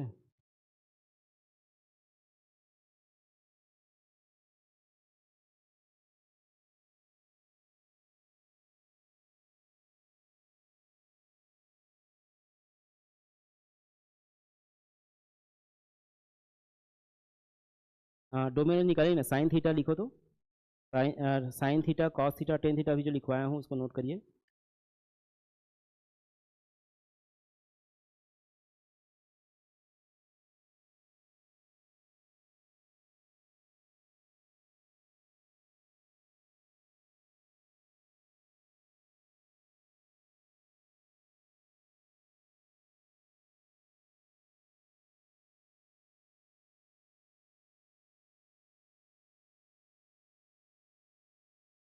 एक चीज में थोड़ा सा गलत बता दिया आप लोगों को ना, थोड़ा देखिएगा, एक थोड़ा सा मिस्टेक हुआ है मेरे से। साइन कॉस तक सही था, टेन थीटा में थोड़ा ध्यान नहीं दिया हम लोग, है ना। टेन थीटा एक्चुअल में है क्या, sine theta upon cos theta, ठीक है भाई, sine theta upon cos theta. ये जो कॉस थीटा अगर जीरो हो जाए, ठीक है ना, थोड़ा सा उसको देख लीजिएगा आप लोग ना, एक 10 वाला जो लास्ट है उसमें थोड़ा सा मिस्टेक किया हूं मैं, बाकी साइन कॉस समझ में आता है। कॉस थीटा यदि जीरो हो जाए तो मशीन काम करना करेगा कि नहीं करेगा, नहीं करेगा, कर देगा। कॉस थीटा की वैल्यू यदि मैं जीरो कर दूं, इसकी वैल्यू जीरो कर दूं, कॉस थीटा की वैल्यू मैं जीरो कर दूं, जीरो किसके लिए होगा, 90 के लिए होगा। कॉस 90 का मान क्या होता है, शून्य होता है। और जहां जहां रिपीटेशन में होगा, 90 के फिगर में जहां जहां रिपीटेशन में होगा, वो सब जगह ये क्या होने वाला है, जीरो होने वाला है। सब जगह क्या होने वाला है, जीरो होने वाला है। तो अब यहाँ पर मैं लिख रहा हूँ, यहाँ पे लिख रहा हूँ साइन थीटा, ये है डोमेन, ये है रेंज। डोमेन इसका क्या होगा आर, रेंज इसका क्या होगा -1 1, इसमें आपको समझ में आ गया होगा। कॉस थीटा इसका डोमेन होगा आर, इसका रेंज -1 1, ये भी समझ में आ गया होगा। टेन थीटा में आपको समझना होगा r -2n+1 π/2, और इसका होगा माइनस अनंत और अनंत। वो लोग सर ये माइनस वाली बात तो आप समझा दिए थे, ठीक है। अब ये 2n+1 π/2 की बात आप कर रहे हैं, जहाँ n जो है ना बिलोंगिंग टू क्या i होगा, n किसके सदस्य होंगे, i के सदस्य होंगे। वही जो चीज़ मुझे बताना था वो मैं स्किप कर गया जल्दबाजी में, तो 1 किलो वाला पत्थर बताया था ना, वही वाला बात, कि टेन थीटा में वो 1 किलो वाला पत्थर कौन सा है, कॉस थीटा का मान 0 होगा, तो मशीन बोलेगा मैं काम नहीं कर पाऊंगा। तो उसके लिए क्या करूंगा कि जो किसके लिए 0 हो रहा है, 90 के लिए 0 हो रहा है। कॉस 90 के लिए देखो ना, जैसे ही 90 रखोगे आप बोलेगा मैं नहीं ले सकता इसको, 90 को ये एक्सेप्ट नहीं कर रहा है, नहीं कर रहा है ना, 90 को नहीं करेगा। एन का मान 0 रखोगे क्या होगा, 90 होगा। 1 रखोगे कितना हो जाएगा, 1 रखोगे तो 3 pi by 2, 3 pi by 2 angle जब लिखोगे यहाँ पर 3 पाई बाई 2, 3 पाई बाई 2 मतलब कितना हो जाएगा, 270 डिग्री में भी क्या होगा, वो 0 हो जाएगा। इसका मान, कॉस का मान। तो इसको भी ये कहेगा कि मैं एक्सेप्ट नहीं करने वाला हूँ। क्लियर हो रहा है कि नहीं। मतलब इस सीरीज में जो भी एलिमेंट एन के जगह पर 0, 1, 2, 3, -1, -2 ये सब रखते जाओगे, जो भी एंगल आते जाएगा वह एंगल के लिए ये फलन एक्सेप्टेबल नहीं होगा, मान नहीं होगा। तो हमने क्या किया, केवल पाई बाई 2 नहीं लिखा, हमने केवल पाई बाई 2 नहीं लिखा, इसका जनरलाइज्ड फॉर्म लिखा, व्यापक हल लिखा।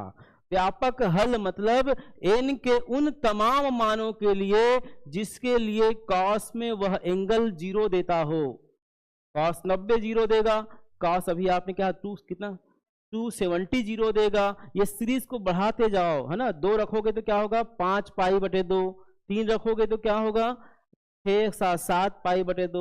ये सब जो मान आपको देखने को मिलेंगे वो सारे मानों के लिए कॉस के जो वैल्यू हैं वह क्या आएगा, 0 आएगा। और हर अगर 0 हो जाए मतलब वो अनएक्सपेक्टेबल, मतलब उसको ग्रहण नहीं करेगा, अर्थात ये मशीन काम करना बंद कर देगा। क्योंकि टेन थीटा का जो मान होता है वो साइन थीटा बटे कॉस थीटा होता है। जो कॉस थीटा है वो के मान 0 नहीं होने चाहिए, कॉस थीटा के मान 0 नहीं होने चाहिए। तो 0 नहीं होने चाहिए, तो नहीं वाली जब बात आती है तो उन नहीं वाले टर्म्स को हमको हटा देना होता है। और वो नहीं वाले टर्म्स कौन कौन से हैं जी, ये हैं।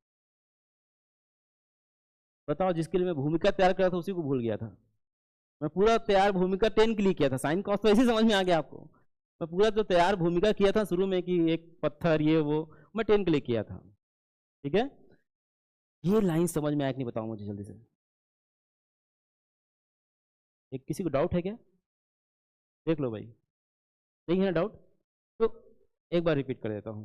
ध्यान दीजिएगा कि मैं इसको थोड़ा सा गड़बड़ हो गया ना यहाँ पर अब बड़ा हो तो पूरा बड़ा नहीं हो रहा है ये। हाँ,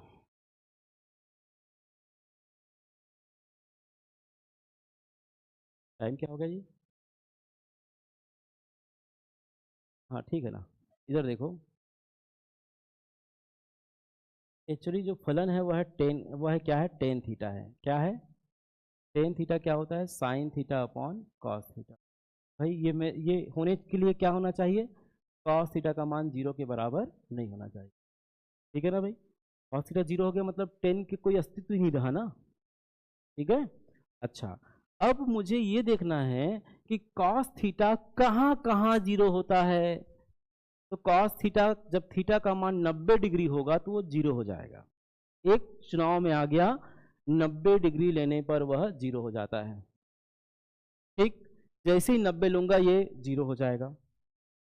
0 हो जाएगा मतलब फंक्शन 10 जो वैल्यूएबल नहीं होगा, 10 की वैल्यू परिभाषित नहीं होगी। 10 की वैल्यू परिभाषित कब होगी, अगर सीधा सीधा ऐसा देखा जाए, इसको लिखने का तरीका ये होगा, टेन थीटा जो होता है वो sine theta by cos theta होता है, जहां कॉस थीटा 0 के बराबर कभी भी नहीं होगा। तो कॉस थीटा 0 के बराबर कहाँ कहाँ हो जा रहा है, 90 लेने पे हो जा रहा है, 270 लेने पे हो जा रहा है। इसको मैं जनरलाइज्ड फॉर्म में जब हम मुख्य मान और व्यापक मान जब हम पढ़ेंगे अभी आगे तो उसमें और अच्छे से ये क्लियर होगा। ये 2n+1 कहाँ से आ गया सर, इसमें भी क्वेश्चन रहेगा आपका। तो ये मुख्य मान और व्यापक मान करके एक होता है, जिसमें मुख्य मान जैसे साइन 30 डिग्री का मान 1/2 होता है, लेकिन उसके व्यापक मान का मतलब उन तमाम एंगल के लिए, एन के उन तमाम कोण के लिए 1/2 आता है, उसको हम बोलते हैं व्यापक मान। तो ये व्यापक मान n की value, n belonging to i मतलब n का मान 0 भी हो सकता है, 1 2 3 एंड सो ऑन हो सकता है, -1 -2 -3 एंड सो ऑन हो सकता है। कुछ भी मान रखते जाओ और जब उस एंगल को इस कॉस में रखोगे वो कॉस को 0 कर देगा। 90 के लिए 0 कर देगा, 270 के 0 कर देगा। तो हमको जो 0 कर दे रहा है उसको इसमें नहीं रखना है। नहीं रखना है मतलब हटा देना है। हटा देना है मतलब पहले डब्बे में उन तमाम नंबर्स, उन तमाम डिग्रियों को हटा देना है जिसके लिए कॉस का मान क्या हो, 0 हो। और कॉस का मान जो 0 होता है वो 90 डिग्री है, जो 70 डिग्री है, आगे 5π/2 है ना, जो भी 7π/2 जितना भी आता जाएगा उन सब को हटाना है। तो इंडिविजुअल में एक का नाम तो नहीं लिख सकता π/2, मुझे उन तमाम नंबर को लिखना है। तो इसलिए जनरलाइज्ड फॉर्म में मैं 2n+1 ब्रैकेट में π/2 लिखा हूं, जिसको मैंने r में से हटाया है। यही आपका ये कॉन्सेप्ट समझ में आ रहा है कि नहीं? स्वाहा आ रहा है समझ में? ठीक है, तो r - 2n+1 π/2 जो लिखा हूं ये क्लियर हो गया होगा। ठीक उसके बाद ये अनंत और माइनस अनंत की बात करते हैं, तो माइनस अनंत तो शामिल है नहीं, अनंत भी शामिल नहीं, उसके सारे बीच के एलिमेंट शामिल हो जाएंगे। अब हम बात करते हैं इसके बाद की बात। अब इसको आप दिमाग में रखिएगा। कॉट थीटा की बात करते हैं।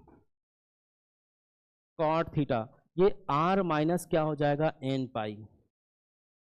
r माइनस क्या हो जाएगा, n पाई, जहाँ n का मान कहाँ है, i में है, और इसका जो रेंज होगा वो क्या होगा, r होगा। इसको भी समझ लो। n पाई का मतलब समझते हो क्या होता है? n पाई का मतलब कॉट का क्या मान है भाई, जल्दी बोलो। Cos theta by sine theta, मतलब साइन थीटा की वैल्यू क्या नहीं होनी चाहिए, 0 नहीं होनी चाहिए।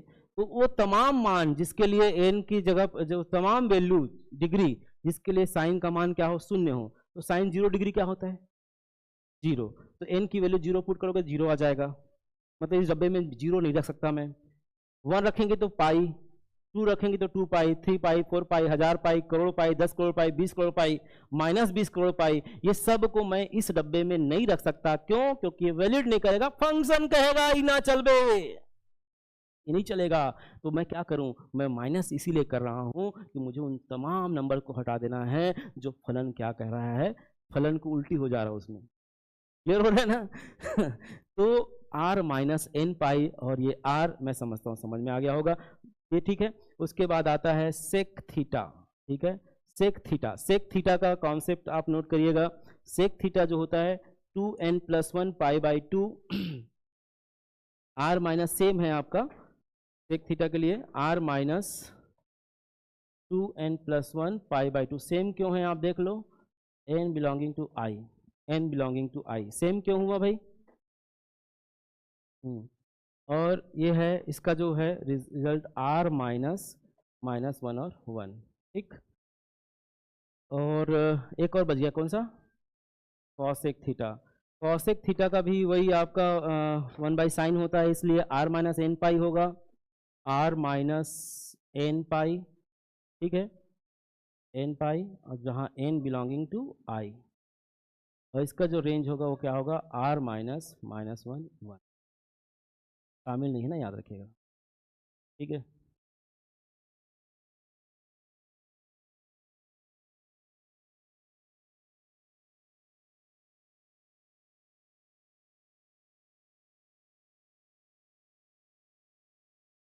इसको हम ऐसा भी लिख सकते हैं, -∞ -1 यूनियन 1 ∞।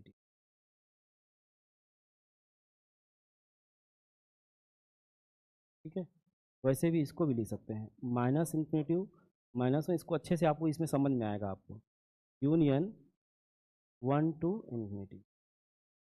ठीक है, मतलब 1 शामिल है, -1 शामिल है, लेकिन -1 और 1 के बीच में जो असंख्य नंबर थे वो इसमें नहीं शामिल नहीं होंगे।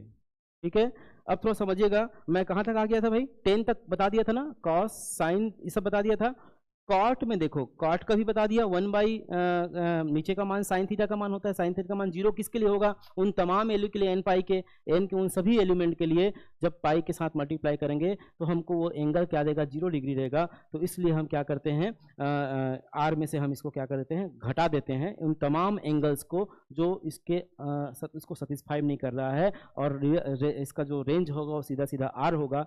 लेकिन जब सेक थीटा की बात करते हैं तो ध्यान देना, सेक थीटा और कॉसेक थीटा एक्चुअल में है क्या, सेक थीटा होता है 1/cos। तो जो कॉस के लिए फार्मूला है, देखो 10 में जो कॉस कराया, 10 में हिडन रूप से कॉस दिख रहा है, साइन बाई कॉस, नीचे में कॉस, इसीलिए इसमें माइनस किया गया। तो इसमें भी देखो ध्यान से, इन दोनों में सिमिलरिटी है, सिमिलरिटी का सेम टू सेम है, एकदम डुप्लीकेट है, रेंज में गड़बड़ है ना, रेंज में गड़बड़ है। वैसे आपका कॉसेक की बात करते हैं तो कॉसेक क्या होता है 1/sin। तो इन दोनों के डोमेन में आप देखो, डोमेन में कोई दिक्कत नहीं है, डोमेन में कोई दिक्कत नहीं है। और इन दोनों का रेंज क्या है, दोनों का रेंज इसका क्या है, सेम है, रेंज का क्या है, सेम है। तो ये बातें इसको आप लोग याद रखिएगा। और इस पर मैं जब ग्राफ बनाऊंगा ना, ग्राफ है ना, इसका ग्राफ भी बनाना है मुझे, तो जब मैं ग्राफ बनाऊंगा तो ये कॉन्सेप्ट आपको अच्छे से समझाऊंगा। अभी आपको समझ में सर ये वाला, बाकी सब तो समझ में आ रहा है, ये दोनों हमारा मतलब गड़बड़ हो रहा है मामला। और जब तक इसको ग्राफ नहीं बनाऊंगा समझा नहीं पाऊंगा मैं, और आपको समझ भी नहीं आएगा, ठीक है। लेकिन अगर मौखिक तौर पे देखा जाए तो इसका मतलब समझिएगा, इसका मतलब ये समझिएगा कि संख्या रेखा में ये है -1 और ये है 1, -1 शामिल है, 1 शामिल है, और इस बीच के तमाम जो एलिमेंट है वो शामिल नहीं है। और इधर के सब अनंत तक और इधर के सब माइनस अनंत तक, ये सब जो एलिमेंट है ये शामिल होंगे, सब जो एलिमेंट है ये शामिल होंगे।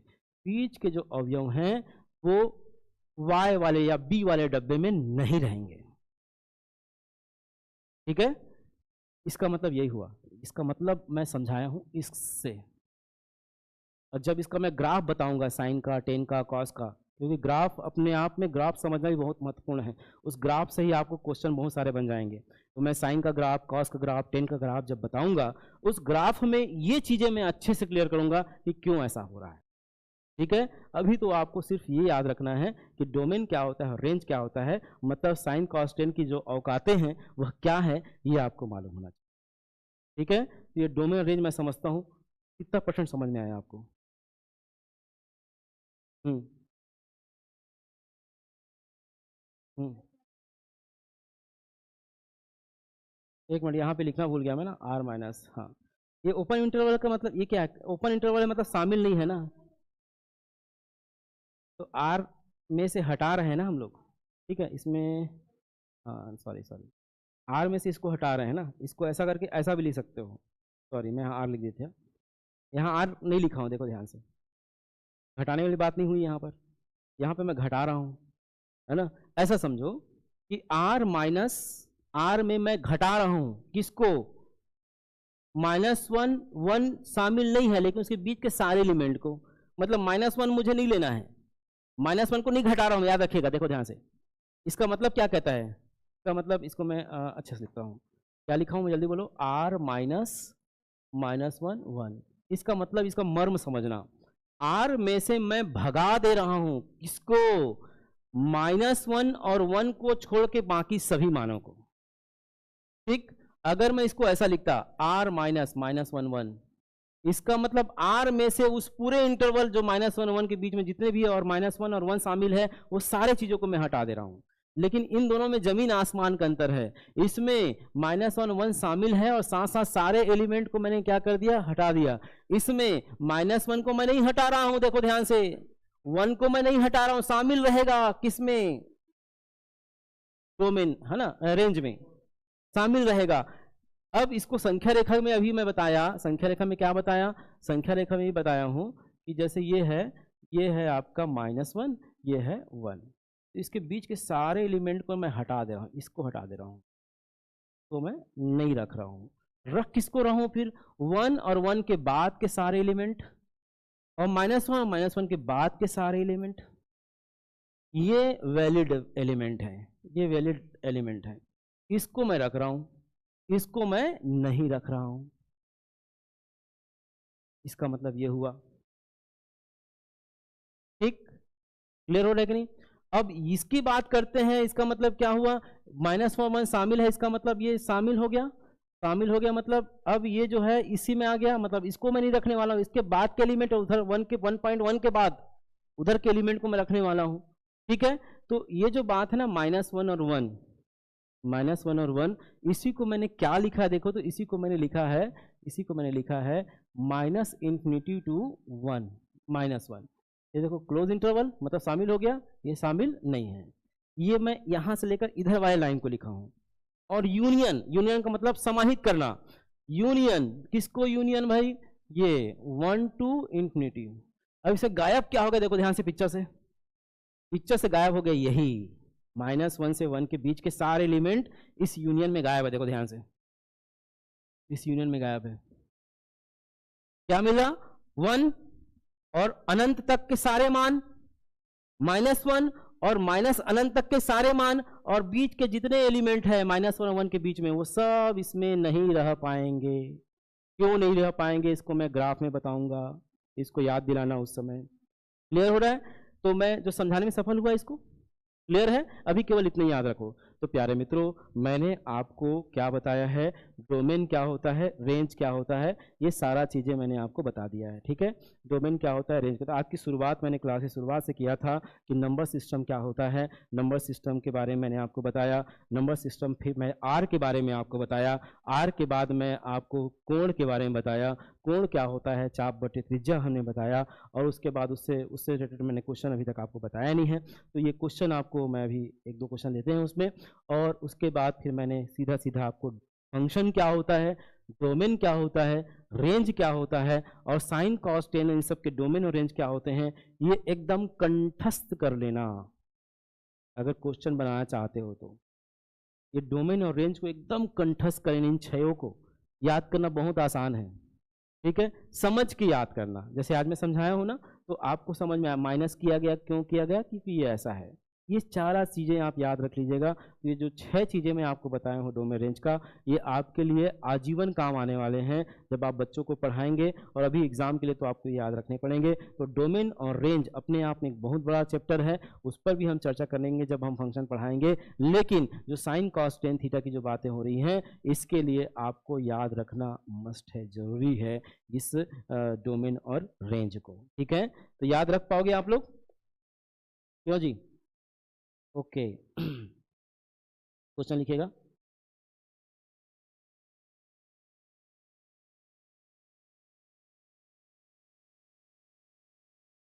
एक पहिया 1 मिनट में 360 परिक्रमण करता है। क्वेश्चन लिखिएगा, एक पहिया 1 मिनट में 360 परिक्रमण करता है। 360 परिक्रमण करता है। तो 1 सेकंड में कितने रेडियन का कोण बनाएगा? तो 1 सेकंड में कितने रेडियन का कोण बनाएगा?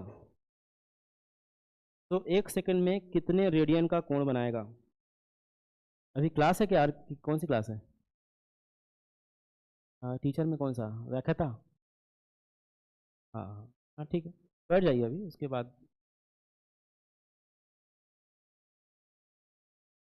क्वेश्चन समझ में आया? क्या समझ में आया? क्या क्वेश्चन बोलो जल्दी से। 1 मिनट में, देखो क्वेश्चन समझना अब ना। 1 मिनट में कितना? 360 परिक्रमण ना, मतलब घूम लेता है 1 मिनट में 360 परिक्रमण। मतलब क्या हुआ? 60 सेकंड में भी कितना होगा? 360 बार घूमेगा।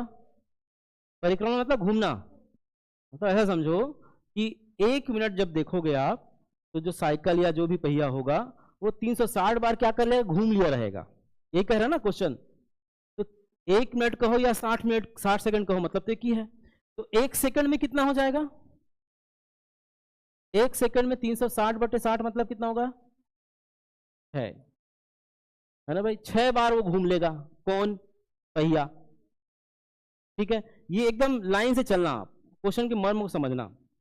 एक बार में कितना? 1 मिनट में 360, 60 सेकंड में, 1 सेकंड में 6। मतलब ये तय हुआ कि 1 सेकंड जैसे ही बीतेगा वो पहिया 6 चक्कर लगा चुका रहेगा। नहीं है समझ में? अब क्वेश्चन पे आते हैं, आगे क्या पूछा है? पूरा पढ़ो ना क्या कहता है। 1 सेकंड में कितने रेडियन का कोण बनाएगा? अब आप बताइए मेरे देश के भविष्य, एक राउंड जब घूमते हो तो ये 2 पाई राउंड घूमता है। बोलो सर ये क्या कहानी है? 360 डिग्री घूमता है कि नहीं? एक राउंड जब करता है वो जो अशांत टाइप का जो लेखा था, वो घूमते घूमते घूमते फिर वहीं पे आके ऐसा एक राउंड जैसे ही टच किया, वो 360 डिग्री घूम गया। याद आया? 0, 90, 80, 180, 270, फिर 360। एक राउंड में कितना रेडियन? 2 pi radian. एक राउंड में कितना रेडियन? वो लोग सर ये कहां से आया? देखो ध्यान से, आप जब हम बात कर रहे थे कोण बराबर चाप बटे त्रिज्या की, है ना भाई? चाप बटे त्रिज्या, त्रिज्या को मैं आर कह दूं, और चाप की बात करूं तो जब एक राउंड घूमता है तो ये पूरा का पूरा चाप हो गया। ध्यान से देखो, ये पूरा पूरा क्या हुआ? चाप। तो कितने राउंड घुमा? तो इसको हम परिधि कहेंगे ना, 2 पाई आर। याद करो, वृत्त की परिधि 2 पाई आर। तो ये आर आर कट जाएंगे और कितना आ जाएगा? 2 पाई। मतलब एक राउंड घूमने में जो कोण होगा वो 2 पाई रेडियन का होगा। तो अब कितना राउंड घुमा रहे हो 1 सेकंड में? तो आंसर आप ही बता दो ना भाई। एक पेन का कीमत 2 रुपए, तो 6 पेन का कीमत कितना? कहां से आया? मल्टीप्लाई कियो ना। यस, तो आप देखो 1 सेकंड में 6 राउंड यहां पे घूम रहा है। तो जो एंगल जो बनने वाले हैं कोण, क्योंकि एक राउंड में कितना होता है? 2 पाई, तो 6 इंटू 2 पाई। एक राउंड में 2 पाई, तो 6 राउंड में 12 पाई। ये रेडियन जो है इसके कोण बनेंगे। क्वेश्चन समझ में आया? क्वेश्चन एक बार फिर से, 1 मिनट में 360 बार क्या कर रहा है? परिक्रमण कर रहा है। मतलब हमको 1 सेकंड में कितना बनने वाले परिक्रमण में कितने कोण बनेंगे, ये हमको ज्ञात करना है। ज्ञात क्या करना है और क्या दिया है समझ में आ गया होगा। अब 360 को हमने कन्वर्ट किया सेकंड में, चूंकि सेकंड में क्वेश्चन पूछा है, सेकंड से हमने 1 सेकंड में लाया। अब वो जबकि वाली क्वेश्चन है कि एक पेन का कीमत 2 रुपए, तो 6 पेन का कीमत कितना? तो 6 दूनी 12। तो एक पेन मतलब एक राउंड में घूमने में हमारा जो एंगल बनता है वो 2 पाई रेडियन बनता है। तो 6 राउंड में कितना होगा? 6 दूनी 12 पाई। बात समझ में आया कि नहीं आया? नहीं आया? आ गया। बहुत अच्छा क्वेश्चन है। इसको है? मैं इसे क्वेश्चन में रेडियन में पूछा है ना। हाँ हाँ, नहीं नहीं, उसमें अगर कहना डिग्री में, देखो ऑप्शन में डिपेंड करता है। ऐसा क्वेश्चन तो आएगा नहीं आपके एग्जाम में। आपको ऑप्शन में डिग्री में दिया है तो डिग्री में कन्वर्ट कर लेना। अगर रेडियन में 12 पाई ऑप्शन में है तो 12 पाई को टिक लगाना। और अगर ऑप्शन में पाई वाला भी दिख रहा है और डिग्री वाला भी दिख रहा है, तो 12 पाई कहीं नहीं दिख रहा है, इसका मतलब वो डिग्री में कन्वर्ट हुआ है। तो इसको 180 बटे पाई से आप क्या करो? गुणा करके डिग्री में कन्वर्ट करना, तो एक ऑप्शन मिल जाएगा आपको। ठीक है, लेकिन क्वेश्चन में रेडियन में ज्ञात कीजिए कहा है। देखो ध्यान से, है? हाँ, क्या क्वेश्चन? देखो, हाँ ठीक है ना, 360 परिक्रमण करता है तो 1 सेकंड में कितने रेडियन, देखो कितने रेडियन का कोण बनाएगा। आखिरी में देखो ना क्या कहा है, तो रेडियन बोला ना। रेडियन मतलब पाई के फॉर्म में लेना पड़ेगा मुझे, है ना। अंश कहता तो इसको डिग्री में कन्वर्ट करते हैं। ठीक है, उसमें स्पष्ट लिखा है लास्ट में, देखो रेडियन, उसको अंडरलाइन कर लीजिए आप, है ना। तो ये ऑप्शन पे डिपेंड करेगा। ठीक है, बन जाएगा क्या? टाइम अपने पास है अभी, और कुछ कितना बचा है देखो तो। ठीक है,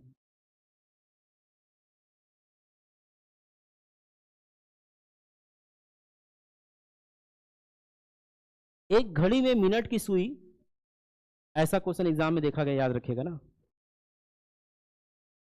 एक घड़ी में मिनट की सुई 1.5 सेंटीमीटर लंबी है।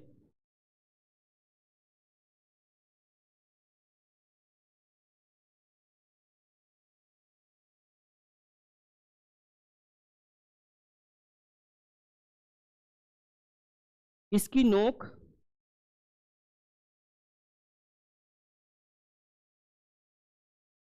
40 मिनट में कितनी दूर जा सकती है? इसकी नोक 40 मिनट में कितनी दूर जा सकती है?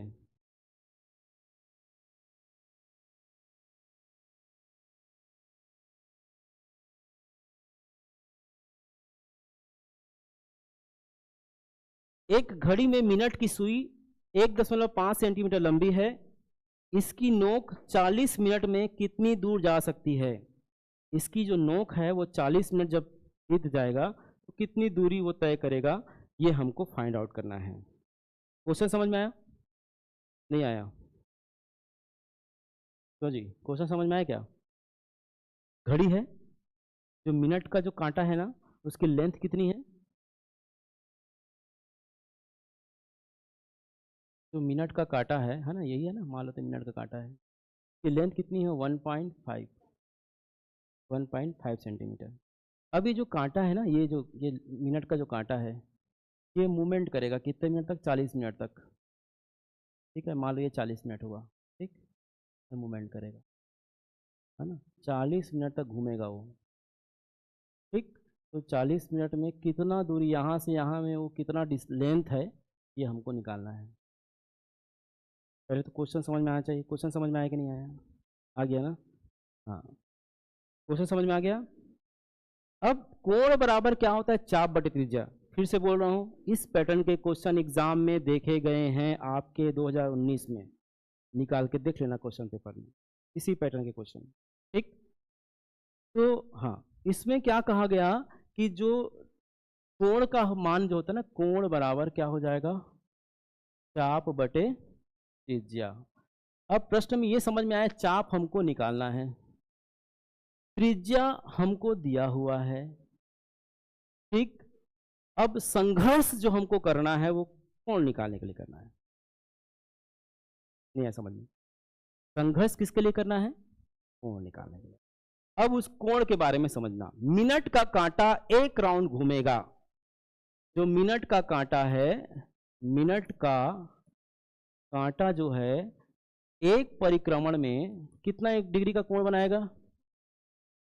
360 डिग्री का कोण बनाएगा, है ना, मतलब 60 मिनट में, ठीक है। 60 मिनट में जो कांटा है, मिनट का कांटा, वो 360 डिग्री का कोण बनाएगा।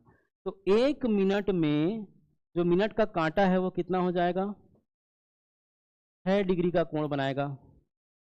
एक मिनट में कितने डिग्री कोण बनाएगा? जल्दी बोलो। एक मिनट में 6 डिग्री का कोण बनाने वाला है, ठीक है। आइए, स्वागत है आप। एक मिनट में कितना डिग्री? 6 डिग्री। मतलब आप समझो, जो मिनट का कांटा है, एक राउंड घुमा, 360 डिग्री बना दिया, ठीक। तो एक राउंड में 360 डिग्री, मतलब पूरा 60 मिनट में 360 डिग्री एक राउंड घुमा, मतलब 60 मिनट ना, ऐसी है समझना ना, 60 मिनट में 360 डिग्री। तो एक मिनट में कितना? जैसे ही एक मिनट ऐसा घुया, मतलब वो एंगल जो बनाया वो कितना डिग्री का बना? 6 डिग्री का। तो क्वेश्चन में क्या पूछा है? 40 मिनट में, कितने मिनट में? एक मिनट में 6, तो 40 मिनट में कितना हो जाएगा जी? 6 गुणी 40 कितना हो जाएगा? 240, ठीक है। 240 को यदि आप पाई बटे 180 में कन्वर्ट करो, कितना हो जाएगा ये? 6 चौक 24, है ना, और 3, 4 पाई बाई 3 ना, ये आपका रेडियन आ गया, 4 पाई बाई 3। अब ये बताओ दोस्तों, कोण आपको पता चल गया, रेडियस आपको ऑलरेडी क्वेश्चन में दिया हुआ है, चाप मतलब चली गई दूरी निकालनी है ना, ये निकालनी है ना, क्यों जी?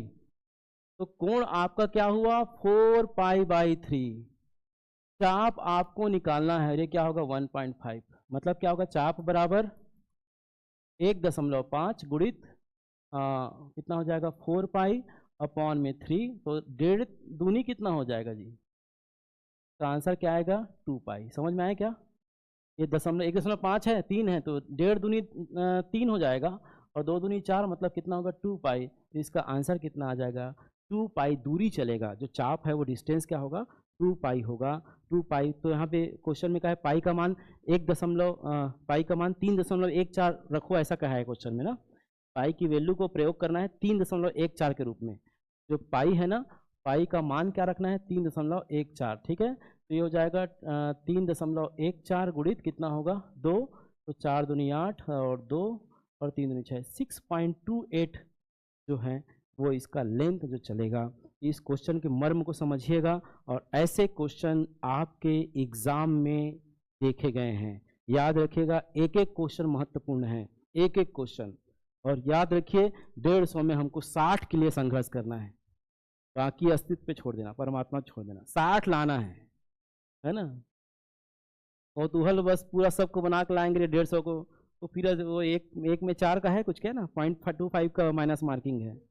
तो खुना खून मत कर देना ठीक है ना, कत्लेआम करना, लेकिन जो जानते हो उसका जो नहीं जानते हैं उसको नमस्ते कर देना दूर से, माफ करो ऐसा करके, है ना। केवल 60 में संघर्ष करना दोस्तों, बाकी मैं आपको व्याख्या खत्म मैं बना के छोड़ दूंगा, ठीक है। तो मैं समझता हूँ आज की क्लास, हाँ तो भी कोई वो ऑप्शन डिपेंड करता है ना भाई, ऑप्शन में क्या दिया है। ऑप्शन में 2 पाई दिया है तो 2 पाई को टिक लगाना, और ऑप्शन में आपको कहता है पाई की वैल्यू 3.14 प्रयोग करके अगर कहता है क्वेश्चन में, तो उसको फिर 6 पॉइंट के फॉर्म में आपको लेना पड़ेगा, ठीक है। तो ये ऐसे क्वेश्चन है, इसमें और भी बहुत सारे क्वेश्चन है, उस पर चर्चा हम कल करेंगे। और मैं समझता हूँ आप लोगों को आज की एक क्लास थोड़ा सा ठीक लगा होगा, है ना, क्योंकि पहली क्लास है, थोड़ा मैं आपको समझ रहा हूँ, आप मुझे समझ रहे हैं, है ना। जैसे जैसे दिन बीतते जाएंगे, 2 दिन 4 दिन 10 दिन, तो हम लोग फैमिलियर हो जाएंगे, और फैमिलियर हो जाएंगे तो बातें और बहुत अच्छी होगी और मज़ा भी आएगा, और बड़े एंथुजियाज्म के साथ हम लोग पढ़ेंगे। अभी एक शुरुआत थी, बात करेंगे कल। कल के टाइम के लिए थोड़ा सा डिस्कशन करूंगा मैं, क्योंकि सुबह वाला मेरे को अचानक बुला दिया गया, मेरा 9 से 11 का जो शेड्यूल था वो तय हुआ था, तो है ना, तो उस पे मेरा तय हुआ था। तो अभी मैं चर्चा कर लेता हूँ। तो आपका ग्रुप अगर बनाना हो, बन गया है ग्रुप आप लोग का, तो ग्रुप वगैरह बनवा लीजिएगा, उसमें हम फिर डिस्कशन चालू करेंगे। और मज़े की बात, हम लोग 24 आवर पढ़ाई करते हैं। मेरा पिछले एक साल का जितने भी मैं साल पढ़ाया हूँ उसका अनुभव ये रहा है कि हम लोग 24 आवर 24 घंटे पढ़ाई करते हैं। क्लास में आपको बता दिया मैं फ्री हो गया नहीं, मेरे बच्चे 50 से ज़्यादा सिलेक्शन इसीलिए हुए हैं क्योंकि मैं उनके लिए जूझता हूँ ना। अभी जैसे मैं पढ़ा दिया, अब क्या करेंगे हम लोग, एक ग्रुप का निर्माण करेंगे। उस ग्रुप में आप लोग सफाई का क्वेश्चन बनाओगे, तो मैं इंडिविजुअल आपको समय तो दे नहीं पाऊंगा, तो आप क्या करोगे उस ग्रुप में, या मुझे इंडिविजुअल सर ये क्वेश्चन मुझे नहीं बन रहा है, इसका कॉन्सेप्ट बताइए, तो मैं क्या करूंगा उस क्वेश्चन को मैं खुद घर में बनाऊंगा जब भी मुझे समय मिलेगा, और उसके बाद उसको मैं व्हाट्सअप करूंगा ग्रुप में, और उसको बाकायदा जैसे अभी बोल रहा हूँ वैसे ही बोल करके वॉइस रिकॉर्डिंग के साथ उसको भेजूंगा, ताकि उससे क्या होगा, उस एक क्वेश्चन से उस ग्रुप के सारे लोगों को क्या होगा, उस क्वेश्चन का मर्म समझ में आ जाएगा, ठीक है। तो मेरे पढ़ाने का तरीका कुछ ऐसा है, मैं सिर्फ आपके लिए 2 घंटे नहीं हूँ, मैं आपके लिए 24 घंटे अवेलेबल हूँ, ठीक। 6 घंटा छोड़ देना भाई, सोने देना, ठीक है। कभी भी मेरे को आप फ़ोन लगा सकते हो कि सर ये वाला क्वेश्चन नहीं बन रहा है, तो मैं आपसे व्हाट्सएप में मंगा लूँगा, और उसको मैं भी, देखो यार मैं कोई बहुत बड़ा तोप चंद नहीं हूँ, याद रखना, ठीक है। बहुत बड़ा मैं कोई तोप नहीं हूँ कि मैं पूरा सब कुछ बता दूंगा, है ना, मुझे भी देखना पड़ेगा, ठीक है। गणित अथाह समुंदर है ना, हो सकता है मुझे भी कोई कॉन्सेप्ट क्लियर ना हो, उसको मुझे क्लियर करना पड़े, ठीक। मैं अपने आप को बहुत बड़ा गणितज्ञ नहीं मानता, मैं थोड़ा आपसे ज़्यादा इसलिए जानता हूँ क्योंकि इससे मैं टच में हूँ। अब फर्क कितना है, आपके पास भी उतनी ही है, 250 ग्राम की बुद्धि, मेरे पास भी उतनी ही है, ठीक है। मैंने उसी में रम गया, आप लोग अपना पीएससी और ये फलाना ठिकाना, उसमें आप लोग होशियार हो गए भैया, हैं। छत्तीसगढ़ बोलो तो छत्तीसगढ़ में ताम झाम शुरू कर दोगे आप लोग क्लियर है ना, वो हमको नहीं आता, वहाँ पे हम जीरो हैं। तो बात है ध्यान देने की, ठीक। तो आज आपने मुझे इतने ध्यान से सुना, उसके लिए बहुत बहुत धन्यवाद। मैं समझता हूँ 10 में 2-4 नंबर तो आप लोग दोगे ही, है ना मिलते हैं ब्रेक के बाद।